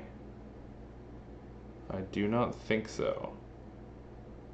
So what I would do is I would play your interdiction protocol overdrive, the blue card that's on the end. Yep. So you place that on your jack, but it lasts until the end of the pulse round. Okay. So if you're able to get that jack up to those guys, or if you deploy some guys out of a gate, it'll allow you to get that plus defense on it, and it will let you have played a card so you can continue to cycle your deck and get through your deck. So Good call. The cards that you've discarded can come back in future rounds. Yep. That's this is why you're the master and I'm the apprentice. Man, I've only played like 20 games. It's okay. Only. Yeah. So now I get to drop a gate. Yeah. So normally, now we would go to the deployment phase, but because you don't have a gate in play, you can't deploy anything. So now you would get to deploy a gate. Okay. Now where to deploy the gate? It's within 5, correct? Correct. Within 5 of the. Yep. Do they need line of sight to it? No. Okay. And you have an activation token, so you won't be able to shoot. However, both of my units have activation tokens. So in my ready phase, because both of my units are readied, I will get to reactivate both of them. Yes. That's why So normally when I play Continuum, I do what you did, and I will deploy at least 3 choices of stuff. But when playing ISA, I only do 2, because usually I'll be able to reactivate both those choices and use them again immediately. Okay. So do you want to put it there? Yes. Okay. There you go. Okay. And then I am going to choose to deploy it with... You have to put at least 1 out, but you can put up to 5. I'm going to throw 5 on it. Woohoo! Yeah, we're going big. Go big or go home. Right. Just in case you get a little shoot happy there. Yep. All right. So now, the next step is your discard phase. Wait. No. Yeah. I'm going to go 4, I think. You're going to go 4? Okay. Yeah, because I only have a one cost thing to deploy. Yeah. Well, hopefully I'll get rid of this squad, so you'll have them 3 deploy as well. Easy. Now you're just talking shenanigans. Shenanigans? Okay, and then I'm gonna discard my um, kinetic accelerator. Okay. Because I don't think I'll be making melee attacks anytime soon. Yep, makes sense. And we'll go from there. All right. So then you draw back up to 5. Okay. How are And you if you hit flipping F, in midair? F? Yeah. Okay. The controls for this game are so intuitive. It's so nice. yeah, it really is. So once you start playing and we have our hands actually up in our hand, you can just right click on the deck and hit draw, and it'll draw it right into your hand. That's really nice. Yep. All right. So that's the end of turn 1. And so guys, so we're going to continue to explain things, maybe not quite as much. If you have any questions as we're playing, please ask us, and we will we'll answer the questions and go back if we need to. But we're going to sort of start playing through the game a little bit, explaining things as we come to new things. But we want to get going with the game and get playing. All right, so we take this turn token over here and put it onto turn 2. Okay. Oh, and we are in pulse round 1. Just right. give me 1 sec, sir. Not a problem. Let me know when you're ready.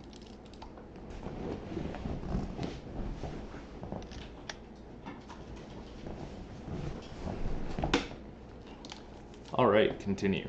I just need to grab the charger for my iPad. Not a problem. All right, so I go into the ready phase. So I look at my units, and they both have activation.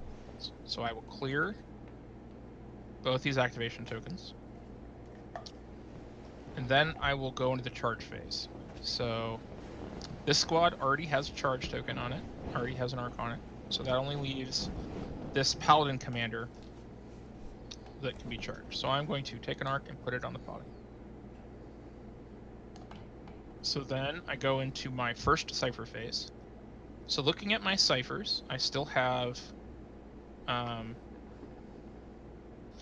Grecian theorem, which is the model can make a ranged or melee attack. Still have interdiction protocol, which is the within 5 inches of warjack gains +2 defense. Then I added arcane synthesis, which is you can immediately charge a unit with any number of arc up to the limit. Divination algorithm, which is +1 range and POW to a unit's ranged weapons. And I also have an impulse inducer, which is remove an activation token from warjack. Well, I don't have a warjack in play right now, and I just removed all my activation tokens. So I think what I'm going to do is I'm going to use divination algorithm. So divination algorithm expires at the end of the pulse round. So I'm going to choose to put it on my squad. So my squad already has plexus densifier on it. However, there is no rule that says a squad can have more than 1 card on it. So I will put both cards on it, and now it is a even more super squad. All right. So now we'll go to my Ranger activation. Fire Squad. Yep. Well, now that my guns are POW 5, I might go put some damage on your jack. No! Why not? I just want you to know I don't like you. Carry on. Oh, yes. All right. So I'm going to obviously I have 2 squads on the table, so I'll activate those 2 things. I think I'm going to activate my paladin commander first. So he is going to move. So he is speed 6. He's in terrain. So that -2, that means he can move 4 inches. So I'm going to pick him up. And he's going to move 4 inches. I'm going to put him right there. Alright, so now let's see if he's in range of anything. He is not in range of them.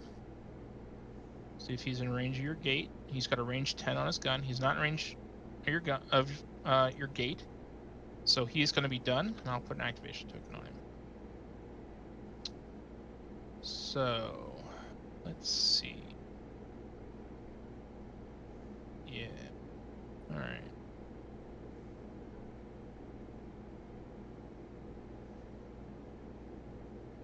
So I think my squad's gonna go. I think I'm gonna have them go over there and say hi to your squad.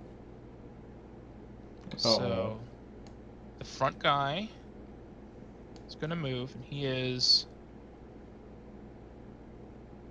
4.5 inches from the train. So instead of just moving 4 inches, he'll just move up to the edge of the train.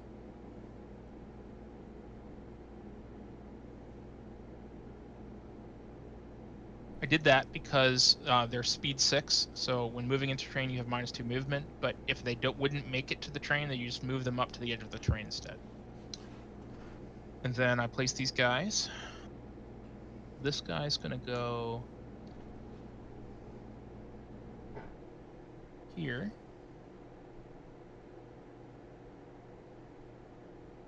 And this guy... I forgot to account for my score because I scored the number 2 objective. No problem. Take it. And then this guy's gonna go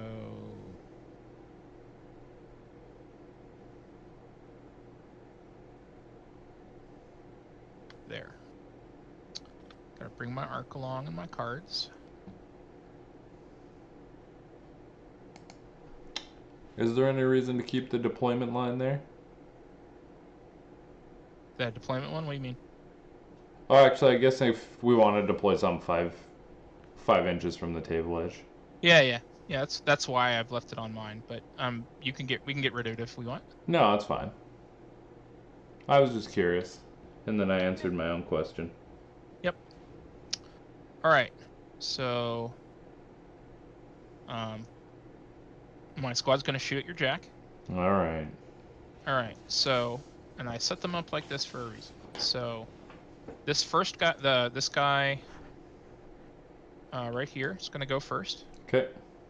And to do that, you do the same thing as to have him leap up like that. You do the same thing as rolling a die and hit R while hovering over him. Okay. Right. So he's gonna shoot at your jack. Okay. Now, because when targeting your jack, I can draw a line from any part of his base to your jack going through a piece of terrain, and your jack is within 1 inch of this object, you're going to get covered. Okay, so that's so two red dice. Two extra red dice, correct. Now, saying that, I'm going to spike and remove my arc to have me ignore cover. Oh. And stealth. Bye, red dice. You know, I needed to give you hope and then take it away. And that you did, sir. I hope you roll like garbage. However, now I don't get a red die on my attack rolls. Alright, so I am rat 3, so I'm going to roll 3 white dice. And I rolled a 1. And I rolled a 3. Yep, see? Needed that red die to hit. And I technically should be rolling 4 dice, right? In my defense? Are you F4 or F3? I was thinking armor. I got armor and defense confused. You roll dice equal to defense. To defense, yes. Okay. Alright, so second guy shooting at you. Rolled a 2 this time, but so did you. No, I rolled a 3. Okay. Well, you rolled enough to stop me. Don't undercut my rolls. But alright, so last guy, he's going to shoot at you as well. Come on. 4. You got me there. Alright, so you rolled a 1? Yep. Right, okay, so I beat you by 3. So I'm going to get 3 extra red dice to the roll. Oh, this is going to hurt. So normally my gun is POW 4, but because of divination algorithm, I'm actually POW 5 for this roll. Do you know how mad at myself I am for giving up that melee card right now? Really? Yeah. Well, there's a reason I moved closer to you, and that could be it. Alright, so I'm going to roll my dice. Come on, Daddy. Come on, Daddy needs a new pair of shoes. So I rolled a 4 on the red dice and a 2 on the white dice, so I rolled a total of 6. Your armor is 4, so I'll do 1 point of damage to you. Alright. Now, is there a way to mark damage? So if you come over here, in the bags there's a skull token. Right here. Perfect. Grab that, put it next to your guy. Alright. These dice back over here. Alright. So now, they get an activation token. I have activated both my choices for this round. So now I go into my second cipher phase. So looking at my cipher cards.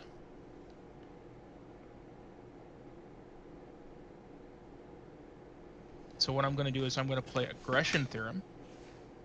So what Aggression Theorem allows me to do is pick a model in my army, have it immediately make an additional ranged attack. So I'm going to have this guy right here shoot your jack again. Fine. Alright. So roll my dice. And I rolled a 3. You beat me by 2.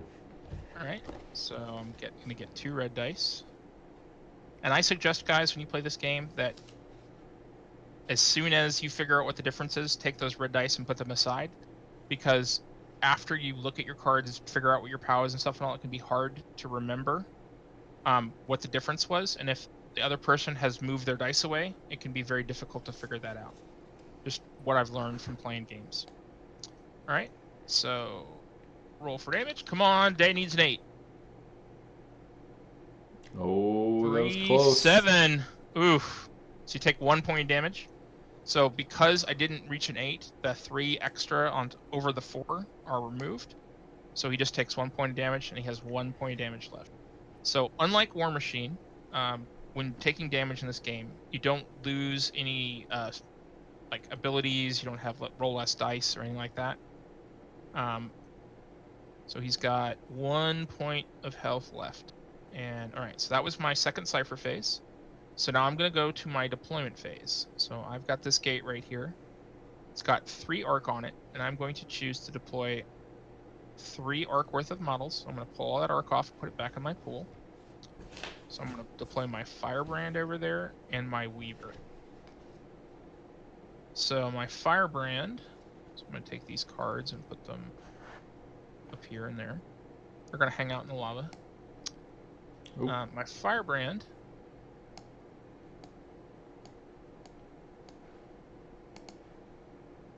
so it needs to deploy within an inch of the gate. And then my Weaver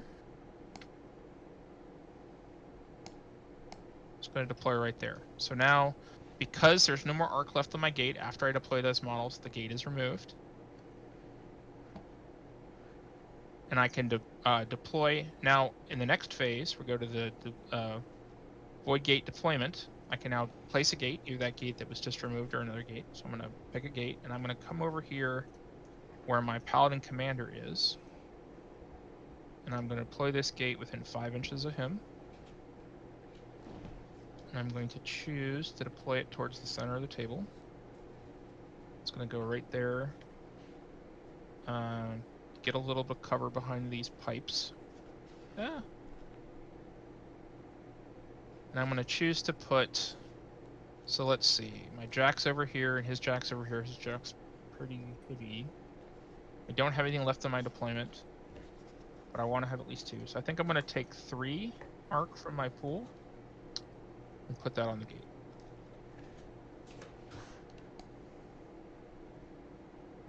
All right. So then I go into my discard phase. I'm going to look at my remaining cards. So I have 2 overdrives, which are Warjack cards. One of them lets me reactivate my Warjack, and one of them gives friendly warrior models within 5 inches plus 2 defense. So I'm going to keep that one. This one lets me charge my Jack any amount of arc in my next turn, which I definitely want to do. So I think I'm going to remove the Impulse Inducer, which will allow me to reactivate the Jack, because at the end of the next turn at the end of the next his turn and my turn, the round is going to end, and we're going to remove all activation tokens anyways. So I don't need to have this card, so I'm going to discard that card. and then draw back up to 3. Excellent. Just as I was hoping. Okay. Get my Weaver out and get some... Yes, get some Furies out there. It's just what I needed. Alright. So that's the end of my turn. So Yep. now it's your turn too. Ready phase, I still have something to activate. Okay. So I don't get to take any action tokens off people. Yep. Charge phase, I think the obvious answer is to charge up my Jack. Yep. Cipher phase, I'm going to play Divination Algorithm. Okay.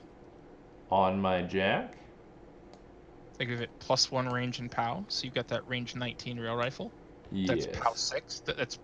Yeah, POW 6. Yes. Ooh. Now, what is the armor of your Firebrand? 4? So the Firebrand's normal armor is 3. Yep. However, I have a shield on it, so it's armor 4. Okay. So then, let's put it down. Let's pick it up. Tab. So normally he'd have -2 speed when moving through cover. However, because of his Jack's Cortex, he ignores cover when moving. Ignores difficult terrain when moving. Oh, hi. Can I shoot through? Yeah, I can just shoot over your model because it's volume based, right? Correct. He has a larger volume than the other stuff, so you can just shoot through my stuff. Okay, you could stay right where you're if you wanted to, shoot me, and then move if you wanted. But you have cover where I am now, correct? Oh, no, because you're not within an inch of it, right? Correct. So, yes, I will shoot you first. Okay. I'm going to... Do I spike now, or... So, what does the card say? I hate reading my cards. But it answers all of your questions. Oh, no. I need the railgun. When attacking with this weapon before making the damage roll, so I still get it for the hit. Yep. That's nifty. Yeah, so you would spike after. So actually what I would do is I would shoot with the battle rifle first. Because that'll give you the red die on its attack roll. And you could shoot and possibly do a point of damage to my Jack with the battle rifle. Or you could shoot one of the squad guys or my Weaver if you wanted to. Now, just so you know, my Weaver, all Weavers have 2 health. All of the base Weavers have 2 health each, so you'd have to do 6 damage with the battle rifle to kill my Weaver. Gotcha. And my Weaver would get cover. And I get to shoot with both weapons? So a Warjack actually gets to attack with all of its weapons. So, wait. Could I technically move into melee range? Because you can shoot at a melee one of your guys, shoot another, and then railgun another thing? Yes. That is absolutely stupid, and I'm going to do that. Do it. Because, what the hell? That is amazing. So. And if you still have your arc at the end of the round, you can spike and move again. But you won't. But I will not, because I am going to try and put a hurting on your Jack. So I'm going to come party with you. Okay, hi. Because that seems like the fun thing to do. Yep, ignoring that cover when you move because you're Cortex. Yep. I'm going to melee the one closest to the green line, I think. Okay. With my Ripper. Alright. So you are a mat of 4. Yes. So I get 1 more white die. You're charged. Yep. So I get the red die. Yep. And so let's roll it up. Okay, I'm defensive 3. I only roll a 3, so you can get out of the... Oh. Well, I rolled blanks, so you're good. Okay. So you get 3 extra red dice. Oh, good God. And I'm POW 4. Yep. So you need to roll a 3 on those dice to kill me. I think you succeeded. Yeah, I rolled a billion. Yep. Alright, so he goes back to my reserve. Okay. Alright, so now you can shoot your battle rifle. Who do you want to shoot your battle rifle at? I'm going to shoot my battle rifle. Do I want to try and one turn the Firebrand? How ballsy am I feeling? So the firebrand is a defense of 3. Yep. You're a rat of 4. You have a red die. So you have a shot at getting probably 2. On average, you should get 1 to 2 more hits. So you'd get up to 2 red dice. So that's probably worth doing. Yep, I'm gonna shoot at the firebrand. Okay. Man, the Dusk Wolf stats are pretty good. And I, of course, rolled a blank again with my firebrand. Okay, so I rolled 2. So you beat me by 2. Oh, I tried to take the whole bag of red dice. Yep. And don't forget that, so you beat me by 2. Yep. So you get 2 red dice. The card that you put on your guy is +1 POW. So you Yep. get you'd get an additional white die on ranged attack. Gotcha. And does having an arc on me do anything for damage? Not for damage, no. Okay. It just adds to attack rolls. Okay. Come on, damage. Boo. Yep. So I'm armor 4, so that I don't take any damage. Yep. Weak. Alright. So now, the big gun. Okay. So, I am map 4 plus my arc. Yep. You're or rat. 4 plus my arc. Okay. I'm defensive 3. Okay. So I rolled a 2. I You rolled a 7. Yep. So you're gonna get 5 red dice. Okay. So pull your red dice first. Yep. So now you're normally POW 5. Yep. However, you have this card on you that makes you POW 6. Yep.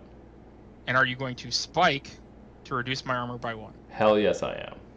Okay. So my armor goes down to a 3. Okay. You're rolling, and this guys is why this game is so good for a lot of us experienced miniatures gamers, is because the quality of the hit affects how much damage you do. Red dice have a lot higher percentage of rolling strikes, so the more red dice you can add to a roll will guarantee you do more damage, unless you roll really bad like I do.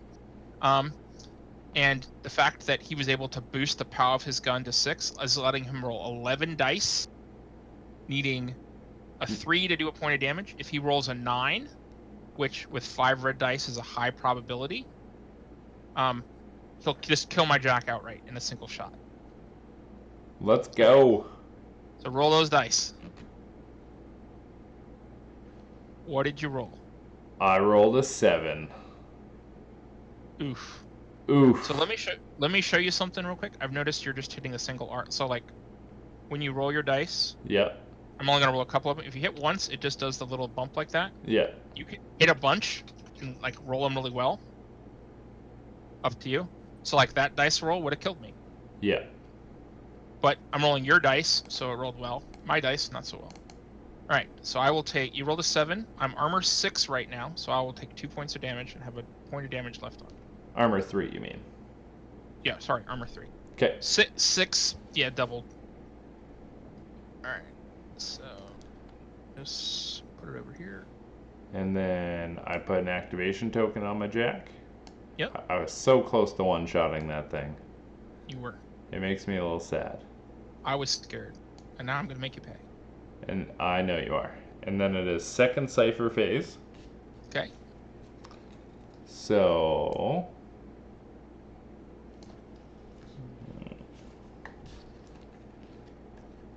I don't think there's anything to really help. Ooh, nope. Come back to me. What is the volume of the... Oh, no. I need an arc on a weaver to channel through it, correct? No. So you can channel through it normally, but it's only range 10. To make it, yeah, if you're charged, it gets +5 range. Oh, I'm 1 inch out. Okay. Yeah. I'm actually, yeah. Was hoping you'd be out of range, but if you were, that's fine. So not in range to arc with Fury. And because of where I place my unit, my other card doesn't really come into effect.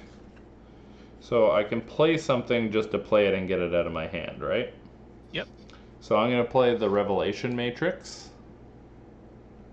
I'm on this side of the table. Okay. Which just lets me ignore stealth. Yep. Does it last? Oh, it lasts till the end of the pulse round. Yep. So oh, I'm sorry, I'm bumping your stuff. No problem. I'm gonna play it on my unit back there. Okay. And then it is deployment phase. Okay. So that card, by the way, the Revelation Matrix, isn't going to be super useful against ISA because they don't have any models with stealth. Yeah. But Continuum stealth is everywhere, so that'll be very good once you start playing against Continuum. And then I deploy within 2 inches of the void gate. Within 1 inch of the void gate. 1 inch. Okay. So put it base to base, and then move an inch. Gotcha. Okay. And you pull an arc off your gate. Yes. So something else that just 2. No, you're fine. So something else to know is that if you have 2 gates on the table, you can deploy out of both gates as long as you have arc to spend off of each gate. Okay, that's pretty gross. So even though you have 3 arcs sitting on that gate, if I kill a bunch of stuff this turn, in your next deployment phase, you'll be able to deploy out of this gate and another gate if you want to put another gate out. Right? Okay, so I just thought of something real quick. Okay. Because I deployed, I'll only have 1 model to attack with next turn. Correct. So what you might want to do is not deploy. I'm not gonna deploy. Put that arc back on the gate. Yeah. I'm gonna do that. Okay, and then you'll be able to reactivate everybody in your next turn. Yep. And then I'm going to discard Cryo Lock. Okay. And then I'm gonna draw back up, and it's your turn. Excellent. So I'm gonna move the turn counter to turn 3. Is that my whole deck? It happens. It shouldn't have been, I don't think. I think I still have 2 cards, and I've gotten 3 each turn. I'm confused.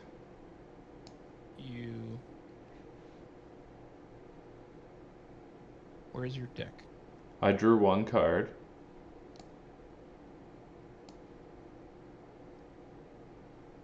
So those 2 cards are in play. Yeah, I have 1 up here, so that's 3, 4, 5, 6, 7, 8, 9. So you have 3 red, you have 2 orange. Oh. And 2 blue. Weird. I thought I grabbed them all. So here's another purple over here. These are my discard. Are those my discard? Yeah, those are my discards. Okay, so I'm missing a couple cards. I think when you built your deck, you only grabbed 2 purple and 2 blue.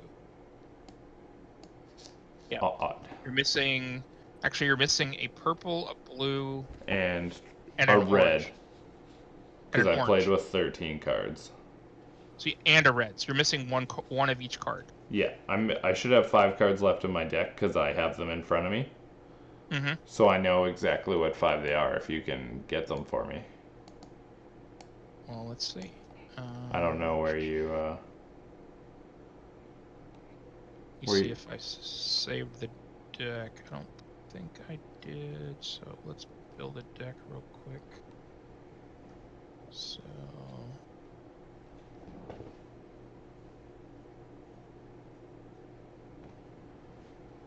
All right. So we need 1 second. I mean, worst case scenario, can we just copy yours? Is there a copy and paste option? Yeah, there is. Let me real quick though. I have this handy.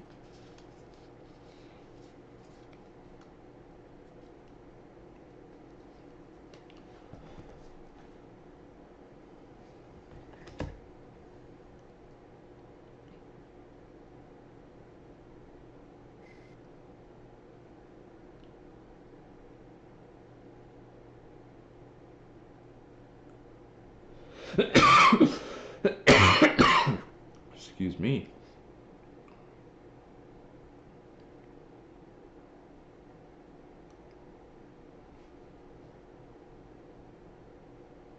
All right, and then I did custom card. All right, let's do deck. There we go.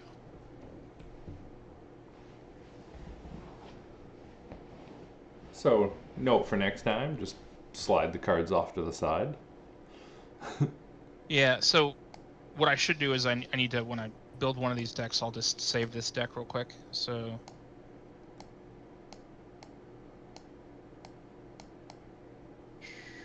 that I can just call a deck in. So then we card back. Sorry, guys. Yeah, that's my bad. I dropped the ball on this one.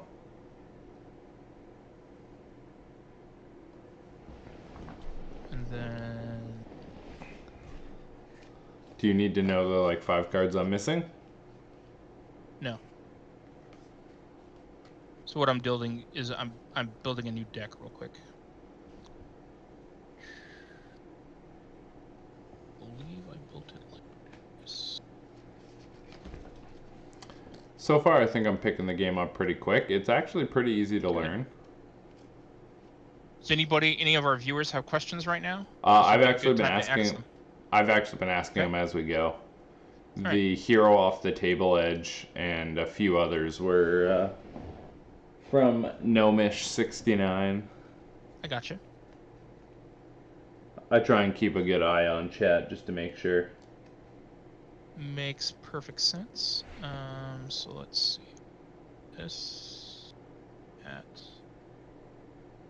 And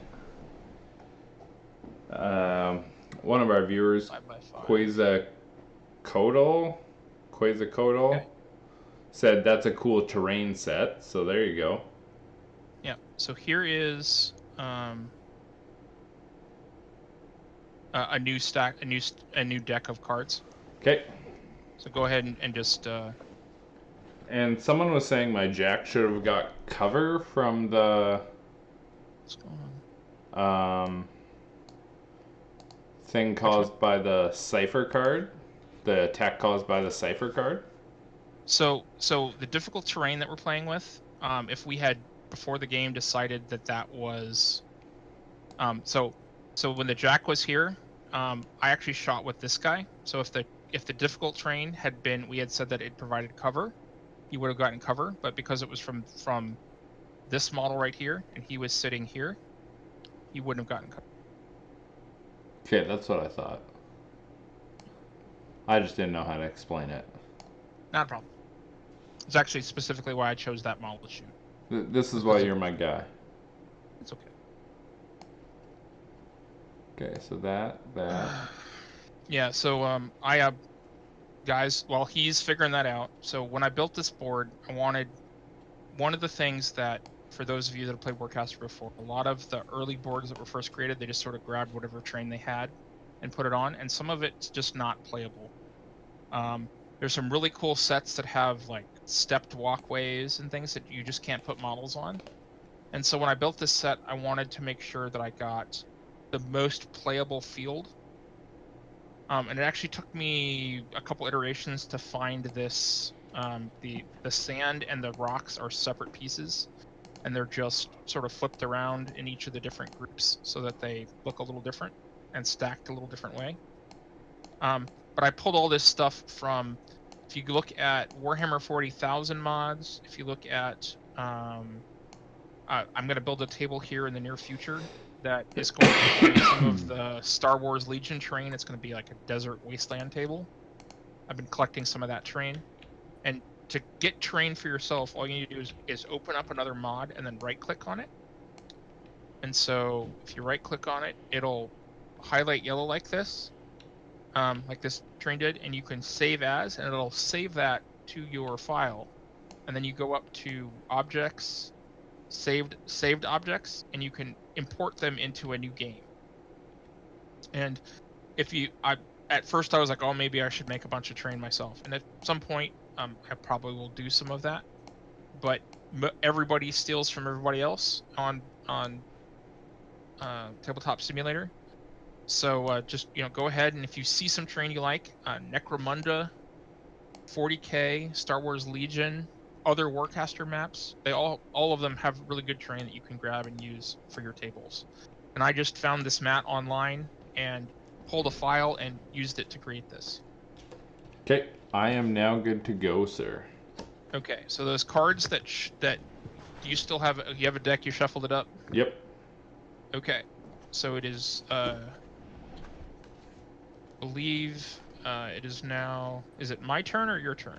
I just finished my turn. I just discarded and drew back up to 5. Okay, so it is my turn 3. Move the counter. Sorry about the delay, everybody. I dropped the ball. It's okay. Gave us a chance to explain some stuff and talk some stuff out. Alright. So ready phase. I have my Firebrand and my Weaver, who don't have activation tokens, so I can't remove activation tokens. I'm going to go to the charge phase. So I have 3 arcs sitting over here. I have this card, Arcane Synthesis, which lets me charge any amount. So normally I could spend, I could only charge 1 arc at a time, but Arcane Synthesis and my Cypher phase will let me charge up to 3 onto the Warjack, which is I think what I want to do. So instead, I think what I'm going to do is I'm going to pull arc back because I don't have anything to deploy in my deployment zone area.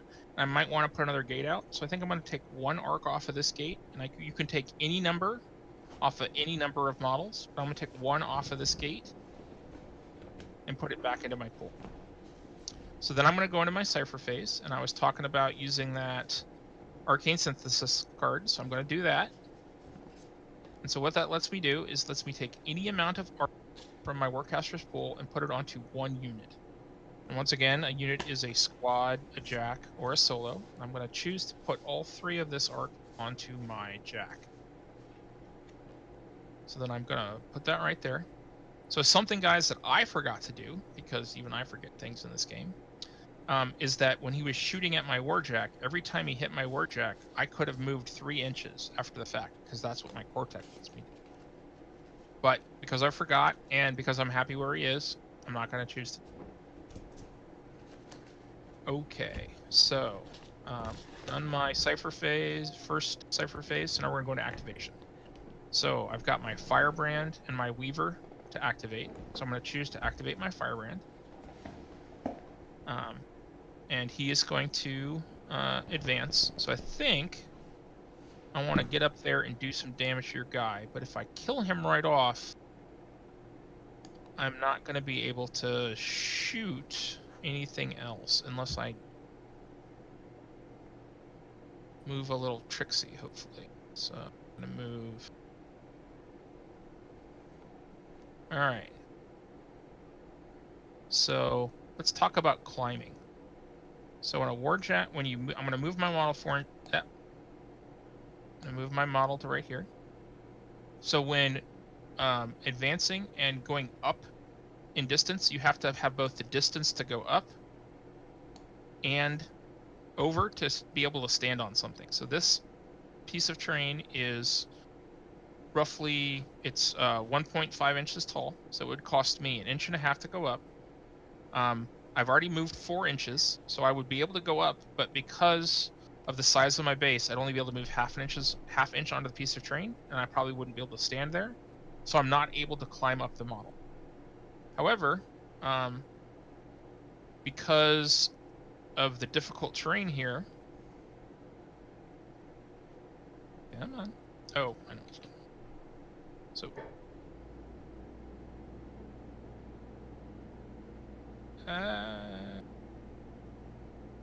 You broke it. I broke it. It's okay. I know how to do things.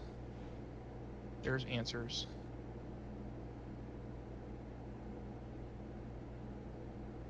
Alright. There we go. Come on.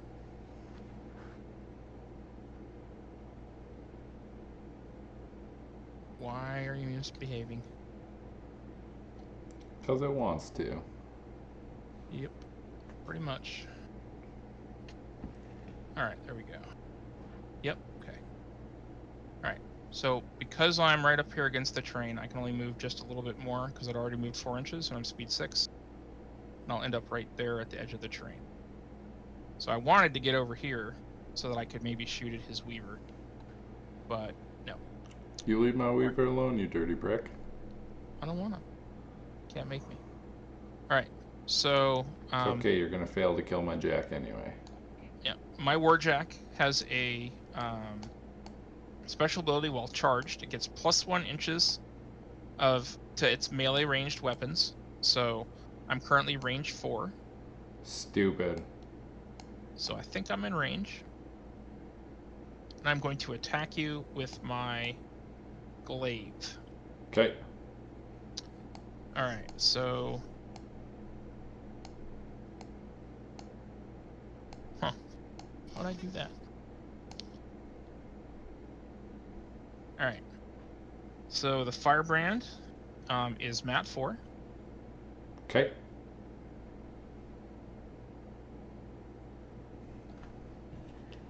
Alright. And I currently have 3 arc on me, so I get to roll 3 red dice on this attack. Oh, this is gonna be horrible. Or amazing.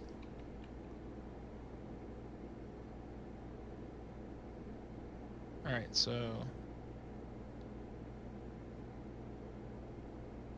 Alright, so you are defensive 3. Yep. So I rolled Oh god. a lot. So I rolled 4 on the red dice and 5 on the white dice. I rolled a total of 9. And I rolled 1. So I get 8 extra red dice. Oh, this is gonna hurt. Can I just remove them? I mean, you can. So if we were to roll this out, so my glaive is power 5, so I rolled 5 white dice. I'm gonna make you roll it just in case you somehow roll like you roll, but I've rolled worse in the past. So you're an armor of 4. yep. All right. So I agree, Nomish. R.I.P. Duskwolf. Oh, right. yeah, he gone. He gone. And if he wasn't gone, what I could do is I could spike off my Firebrand to give you a so the glaive has power attack spike. So immediately after hitting a Warjack with this weapon, this model can spike to cause a Warjack to suffer the system failure continuous effect. So let's talk about continuous effects for a second. So there are currently, I believe, 5 continuous effects in the game right now. There are, and if you look over here at the little dice thing real quick, at the token, the blue token things, there are actually, sorry, there are 5. So there's fire continuous effects, corrosion. There's system failure, so there's system failure ranged and system failure melee, lockdown, and tune-up. So fire lights a model on fire. The way fire works in Warcaster is you have -1 mat and rat, and at the end of a round of each pulse round, you roll 1 white die. If you roll a blank, it goes away. If you roll a strike, either a 1 or a 2, it stays in play. Corrosion is -1 armor while corroded. If you roll a strike when attempting to see if the effect goes out, or either fire or corrosion, and this is the only 2 that do this, instead of just it continuing on, you take a point of damage for each strike roll. Oh, ouch. All right. So then,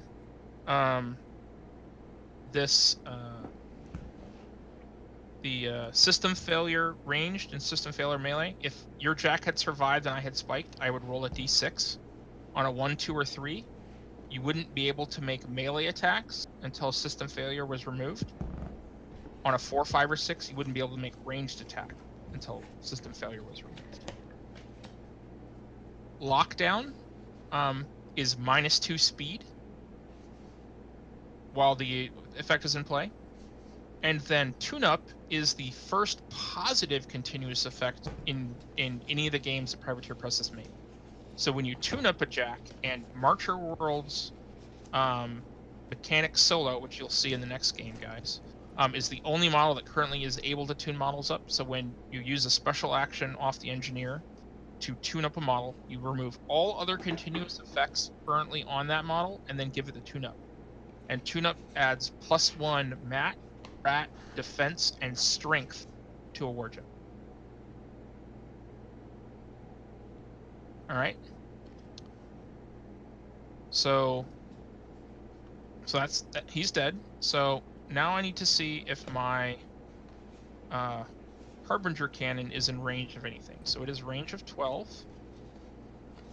So I'm 13.4 from him. And I am 15 point away from him. So my activation is done. Which is a problem because now I'm sitting on 3 arc on my Jack. And it's not in my caster's pool, which, I wanted to see what 3 arc looked like and what it could do. We haven't done that yet this game.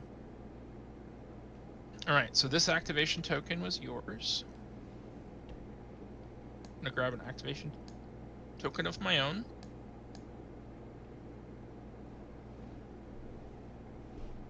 Put it on my Jack, so he's done activating. So then my Weaver is gonna go.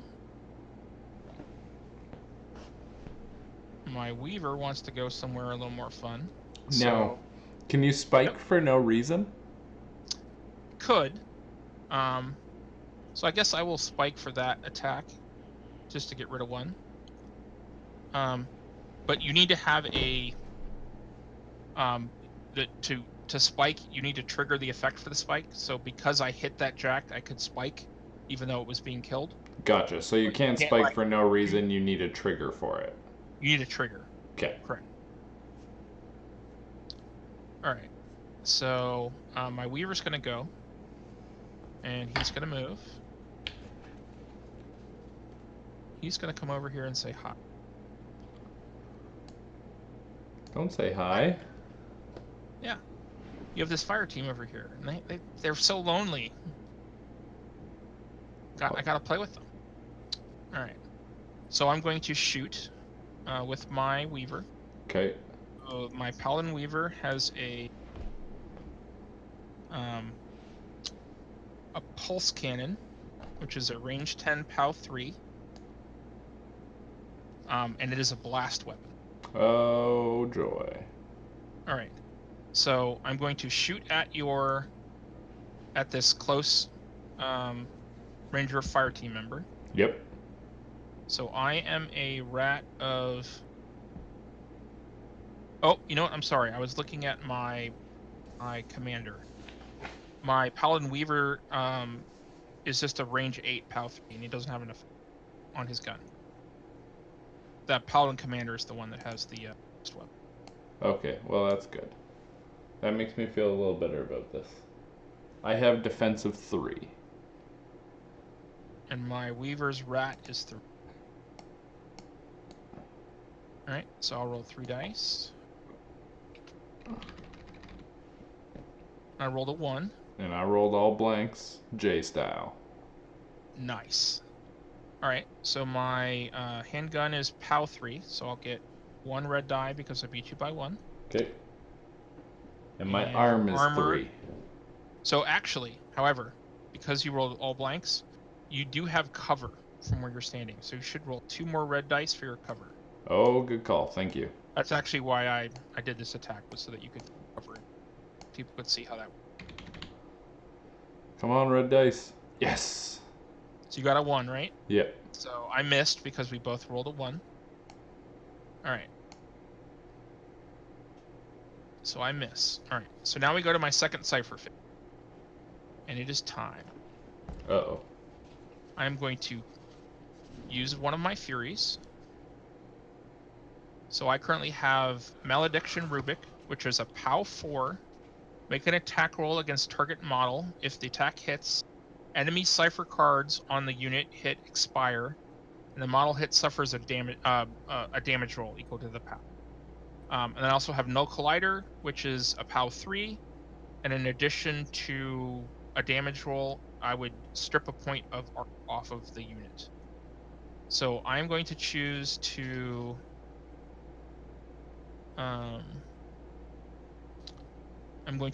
use the Malediction Rubric, which is if I hit, will remove this Revelation Matrix, which is currently giving unit stealth. Okay. So a model cannot be targeted by an attack if it has stealth within 8 inches, unless you're within 8 inches, and I'm definitely within 8 inches. Yep. Yep, I'm within inches. All right. How's it going, Chicky Hero? Thanks for joining us all the way from Maui. All right. So, when making an attack, when using a Fury, you arc it through your model. My model has a range of 12, so I'm definitely in range. Yep. I have a focus stat of 4, so I'll roll 4 white dice when I attack. And because there are 2 arc in my Warcaster's pool, I will add 2 red dice to the roll. Okay, and I get 2 red dice for cover. You will indeed get 2 red dice for cover plus your defense. Alright, so we both roll. So I rolled a 6. You rolled a 3. Sure. That die is cocked, but that's fine. Okay. So you rolled a 3. So I beat you by 6. So I'll put 3 red dice to the side. You beat me by 3, right? I bet you by 3, so I add 3 red dice to the damage roll. Yep. I hit, so this card effect goes away. So this card goes into your discard. And then the attack on my cipher card is POW 4, so I'd roll 4 white dice. Oh. And your armor is 3, yep. So I need to roll a 3 to kill that guy. And I succeeded. Barely, but you did. And by barely, I rolled a 5. Alright. So now, that's the end of my second cipher phase. Put this in my discard. So now we'll go to deployment. So I don't have anything to deploy. I do have a dead model, but he's part of a squad that's still on the table, so I can't deploy him. I'll go to my deploy a gate phase.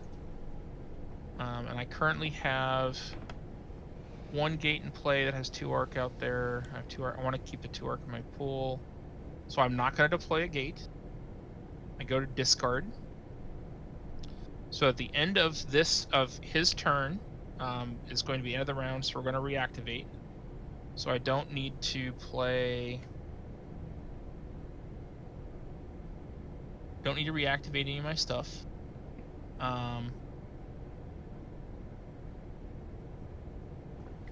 And this interaction protocol, I could place it on my Warjack, but it would end at the end of the pulse round. Since the end of the pulse round is about to come up, I'm going to choose not to play, okay, so I've already played it. I think I'm going to discard Null Collider because I'm almost through my deck and I should be able to reshuffle. So, yep, so I'm actually going to have to reshuffle. So I'm going to draw a card, add it to my hand. I get to draw back up to 5. So I don't have a 5th card to draw. So I will take my discard. Put it back over here. Flip it over. Shuffle it up. And draw a 5th card. Do you know the name of the scenario offhand? So I believe it's just the skirmish scenario. Okay. I'll look it up for you. There's only 1 skirmish scenario currently. Okay. In the rulebook. And it is now my go, correct? Yep. It is the bottom of 3. And while you're figuring stuff out, I will see if there's a name to the scenario. Okay. So now I have a tabletop simulator question. Okay. Is there a save function? Can you come back to a game? Yes. So there's 2 ways to do that. The first way is up in games. If you click on games up on the top bar. Yep. Under save and load, there's an autosave. Okay. So whatever the last game you played is, wherever you were in the game. So, like, for example, if we were disconnected, the person hosting could click on that autosave, and it would immediately put us back to the last thing that person did. Okay. So it's always auto-saving everything we do.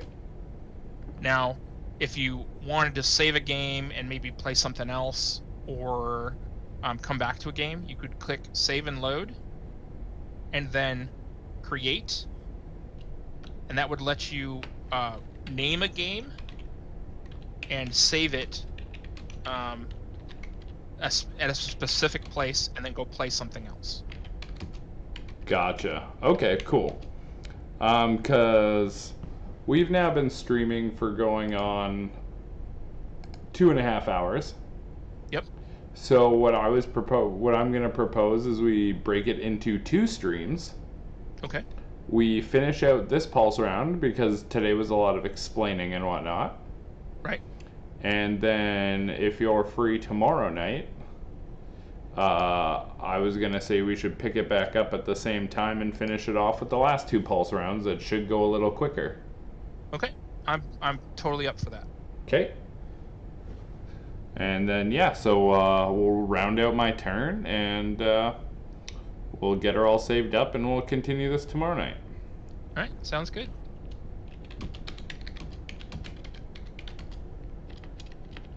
I'm just answering a viewer, and we're good.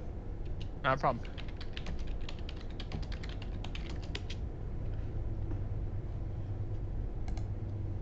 Someone thanked us for sharing it on the Facebook groups, and I assured him we will be doing this often. Yep. Because so far, I'm enjoying getting beat up by you. So, I'm going to Give it remove the time. activation tokens. Yep. So yeah, so he's doing his ready phase, and all of Yes. his stuff is activated, so he can pull off his activation tokens. Yep. And now I'm going to do my charge phase. Is there such thing as free strikes in this game? There are not. Okay. You can never engage a model in melee, or never be engaged. So I can walk That's what right lets by you- your guy? As long as Walk my... right by me.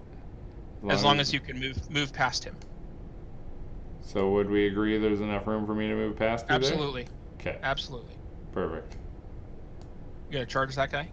Yep. Oh, sorry, I was right here. No problem. I probably should have measured that out. It's fine. I knew roughly where you. That's an activation token. Let's put an arc on him. Okay. And then I am going to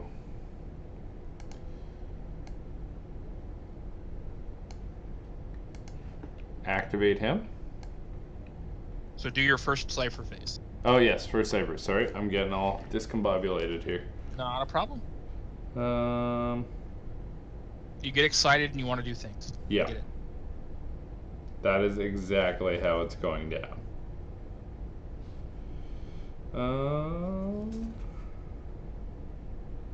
All my stuff is like second cipher phase, I would say. Let's see. You got. I guess I could. I have two Furies, 2 Geometrics, but both. So you don't have a jack in place, so you wouldn't play your overdrive. I know what I'll play. Reiteration complex. Yeah. Which will let that guy shoot twice. Yep. That is exactly what I'm playing. Okay. Reiteration complex. Yep.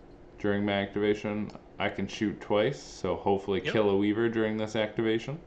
No. Yes. No. Yes. No. All right. Yes. So you're gonna move first, I'm guessing. Yeah. So you go to activation phase. You're gonna activate him and your Weaver, right? Yes, correct. Okay. And then I'm just trying to figure out how to do this around the terrain. I got it. Okay, you got it? Okay, yep. So, yeah, move him like 3. Pull him back, yep. That's good. And then you could pick him up, grab him. Yep. That's fine, and then you'd get 1 more inch. Perfect. Oh, I gotta learn these hotkeys better. To there. If we were in Vassal, I would have said just like put a bubble there and you can see where you go. Or not, so. Okay, so now I'm gonna take some shots at you. Boo! Yes. Boo! Death to the Weaver. I don't like it. So I get 3, my rat is 3, and I get a red dice because of my arc. Yep, now I am defensive 3. Okay.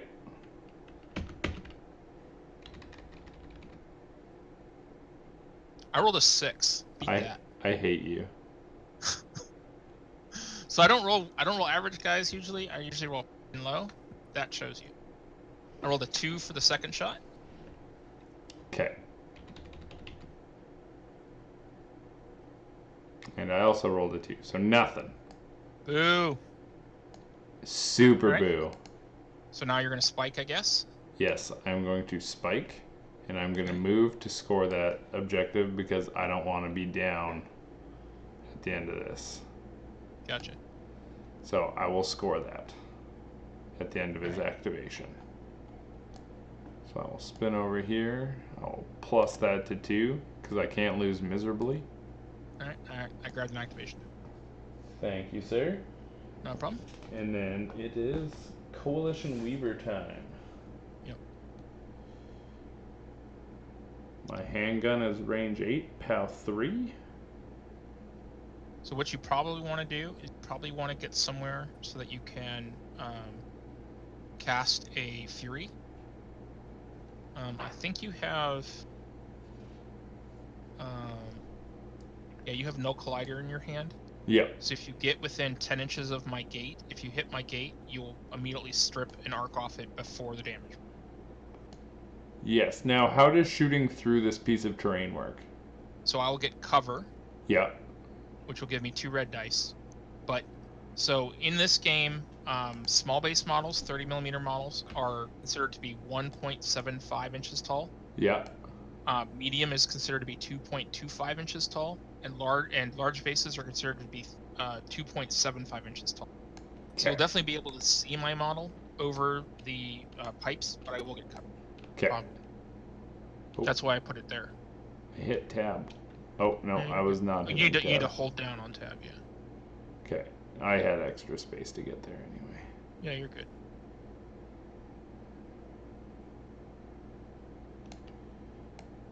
Okay, are you within 10? Oh, yeah. Perfect. Now, do I want to be within 8 to take an extra shot, actually? It's up to you. We are going to do that. Okay. So, click there. Just move him there, yeah. I want to show off my use of the tools. Thank you, sir. No problem. And then, yes, I will take a shot. Okay. So, you get 2 red die for cover. Yep. I get 3 white.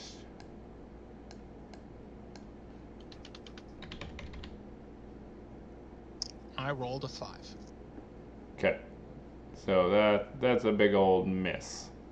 Yep. Activation token. Now, yep.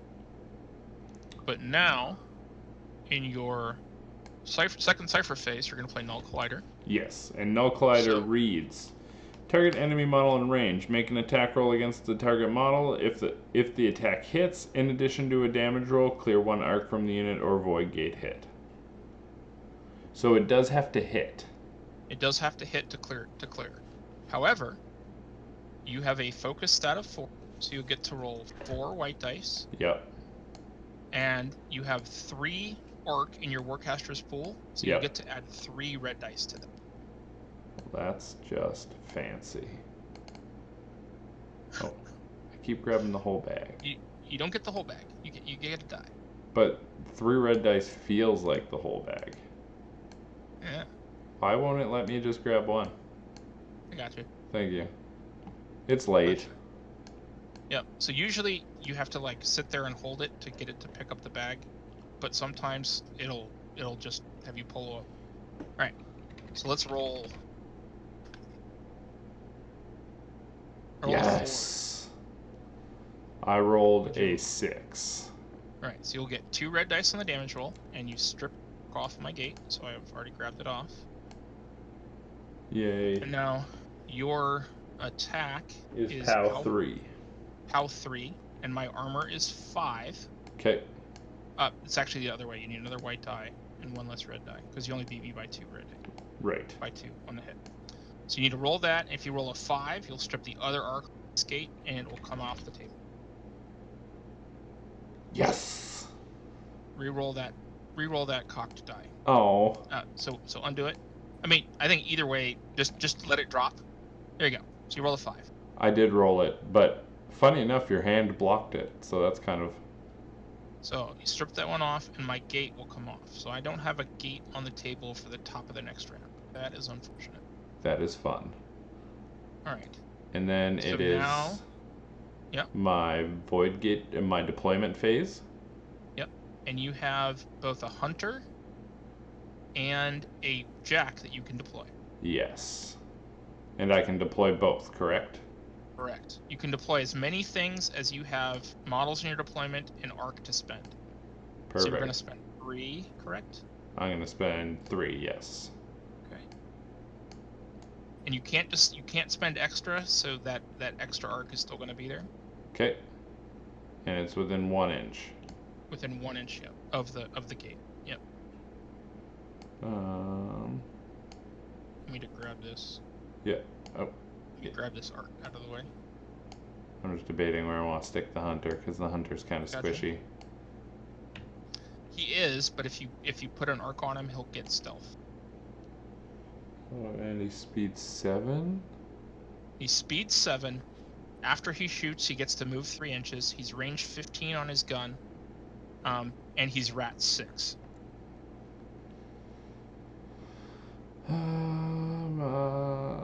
Is that where I want him? I don't know. I think that's good. Yeah, that should be fine. So that is my deployment phase. Yep. So do you want to deploy another gate? Yeah, I guess that's a thing I can do. Okay.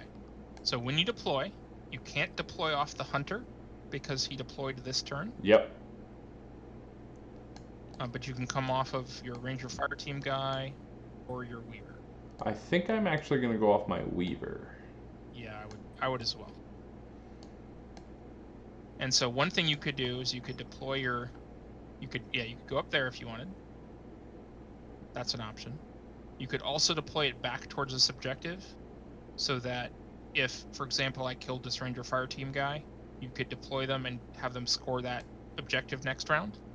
So that would be an option. Yeah, you know what? I'm going to take your advice on this one. I was thinking of deploying it forward to be closer to your objective. You could do that as well. But it also puts it... So I'd actually put it, if you were going to do that, or you're going to try to put it more forward, I would actually come over here and like place it. Oh, I guess the angle at here. which I had the table. Yeah, you didn't see that you could move behind? Yeah, it looked tight, so yeah, I'm gonna do that. Yep. So.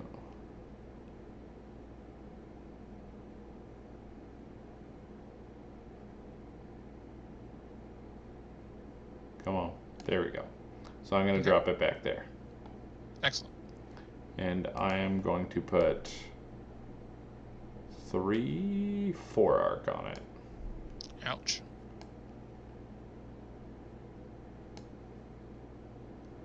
And then discard phase. Okay. What do I got left? Flight. Flight's pretty good. You want to keep that, especially because you just put your word jack on the table. I have a fury thing that lets me slam you. And target friendly squad activation, remove a token. I only have 1 squad member, so that may be the one I want to drop. Yep. Yeah, I'm going to drop Temporal Cycle. Okay. Allowing me to draw 3 cards. Yep. I was like operating tabletop so smooth when we started. Oh, hey, grab him off. Sorry, I grabbed your card. My bad. I was operating Tabletop Simulator so smooth when we started, and as the streams progressed, I've got like clunkier. It's okay. It happened. Okay, so at the end of the first pulse round, it is tied 2-2. Right. So let's go through the end of the pulse round, and then we'll finish the game and end the stream. Okay. So first thing you do is you check to see if there's any continuous effects. Yes. So there are no continuous effects on the table right now. But if like a model was to say take damage from corrosion and die, so in skirmish games you score at the end of each one of your players, your models' activations. In a full-size game, a 15-unit game that's played on a 4x4, you only score at the end of each pulse round. Gotcha. So the other thing is that currently in the 3 missions that we have to play, and during the Kickstarter we backed to a level where we're going to get some more missions in the final version of the games. But in the current 3 that we have, only squads can score objectives. There is one mission where solos can score as well, but primarily it's only squads, so warjacks never score. In skirmish games, anything can score, because you're usually playing a starter box of 4 units, and that's what you have, or you're playing up to 8 units. All right. So we would check to see, we would score points now. Yep. If we were playing a full-size game. So then the next thing you do is you remove cards in play. So I have these 2 cards that have been on my unit, making it not a good target. So I had 2 on my jack that I just kind of removed from the table because the jack got removed. Yep. Now, if I have cards played on a unit and it gets removed from the table, the cards go with it? Yeah, the cards go into your discard pool. They're a discard. Okay, that's what I thought. I just forgot to remove them. Not a big deal. All right. So then you remove all the activation tokens on your units in play. Okay. As an arc. Okay, so an activation token there. Activation token. Activation token. Activation token. Let's do a little cleanup stuff in there. I'm gonna grab these dice that are over here and stick them in the pack. Sounds good. Just so that when we come in tomorrow, we'll somewhat cleaned tabletop. All right. So all the activation tokens are gone. Yeah, I'm a messy player. Yeah, me too. So then the first player takes the activation token for the turn, puts it back on turn 1. Okay. And then that's the end of the round. Perfect. So right. That's where we're going to call it for tonight. We do have one question. Okay. Chikahara wants to know, how do you like the activate a unit than a solo? It's definitely different than any game I've played. Keeps the gameplay brisk? ? So I like it a lot. It lets you. It doesn't let one player who has, like, for example, if I was playing with one of my heavy jacks, so the heavy jack for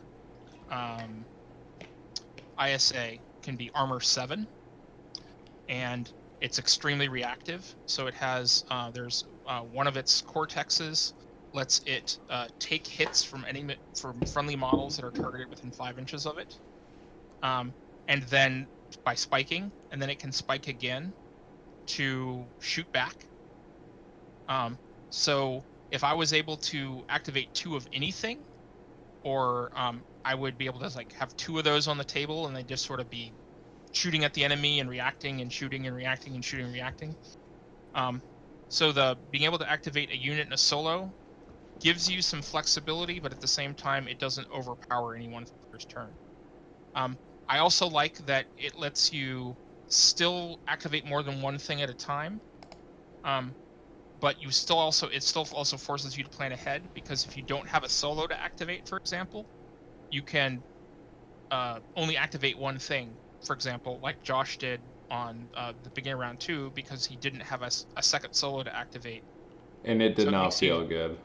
Yeah, it makes you plan ahead. So effectively, you're guaranteed 9 activations in a game like this where we're playing 3 pulse rounds over 3 turns. But you can activate up to 18. By him not having a solo to activate that second thing, he effectively only is going to get 17 activations versus my 18 activations if I do everything right. So that could be like, if he had shot my Weaver off the table instead of shooting at my, yes, my Warjack would have gotten activated, but then my Weaver would have been able to come over and try to kill some of his squad and stopped him from scoring, which is what I wanted them to do. But man, one-shotting that Warjack would have been sweet. It would have.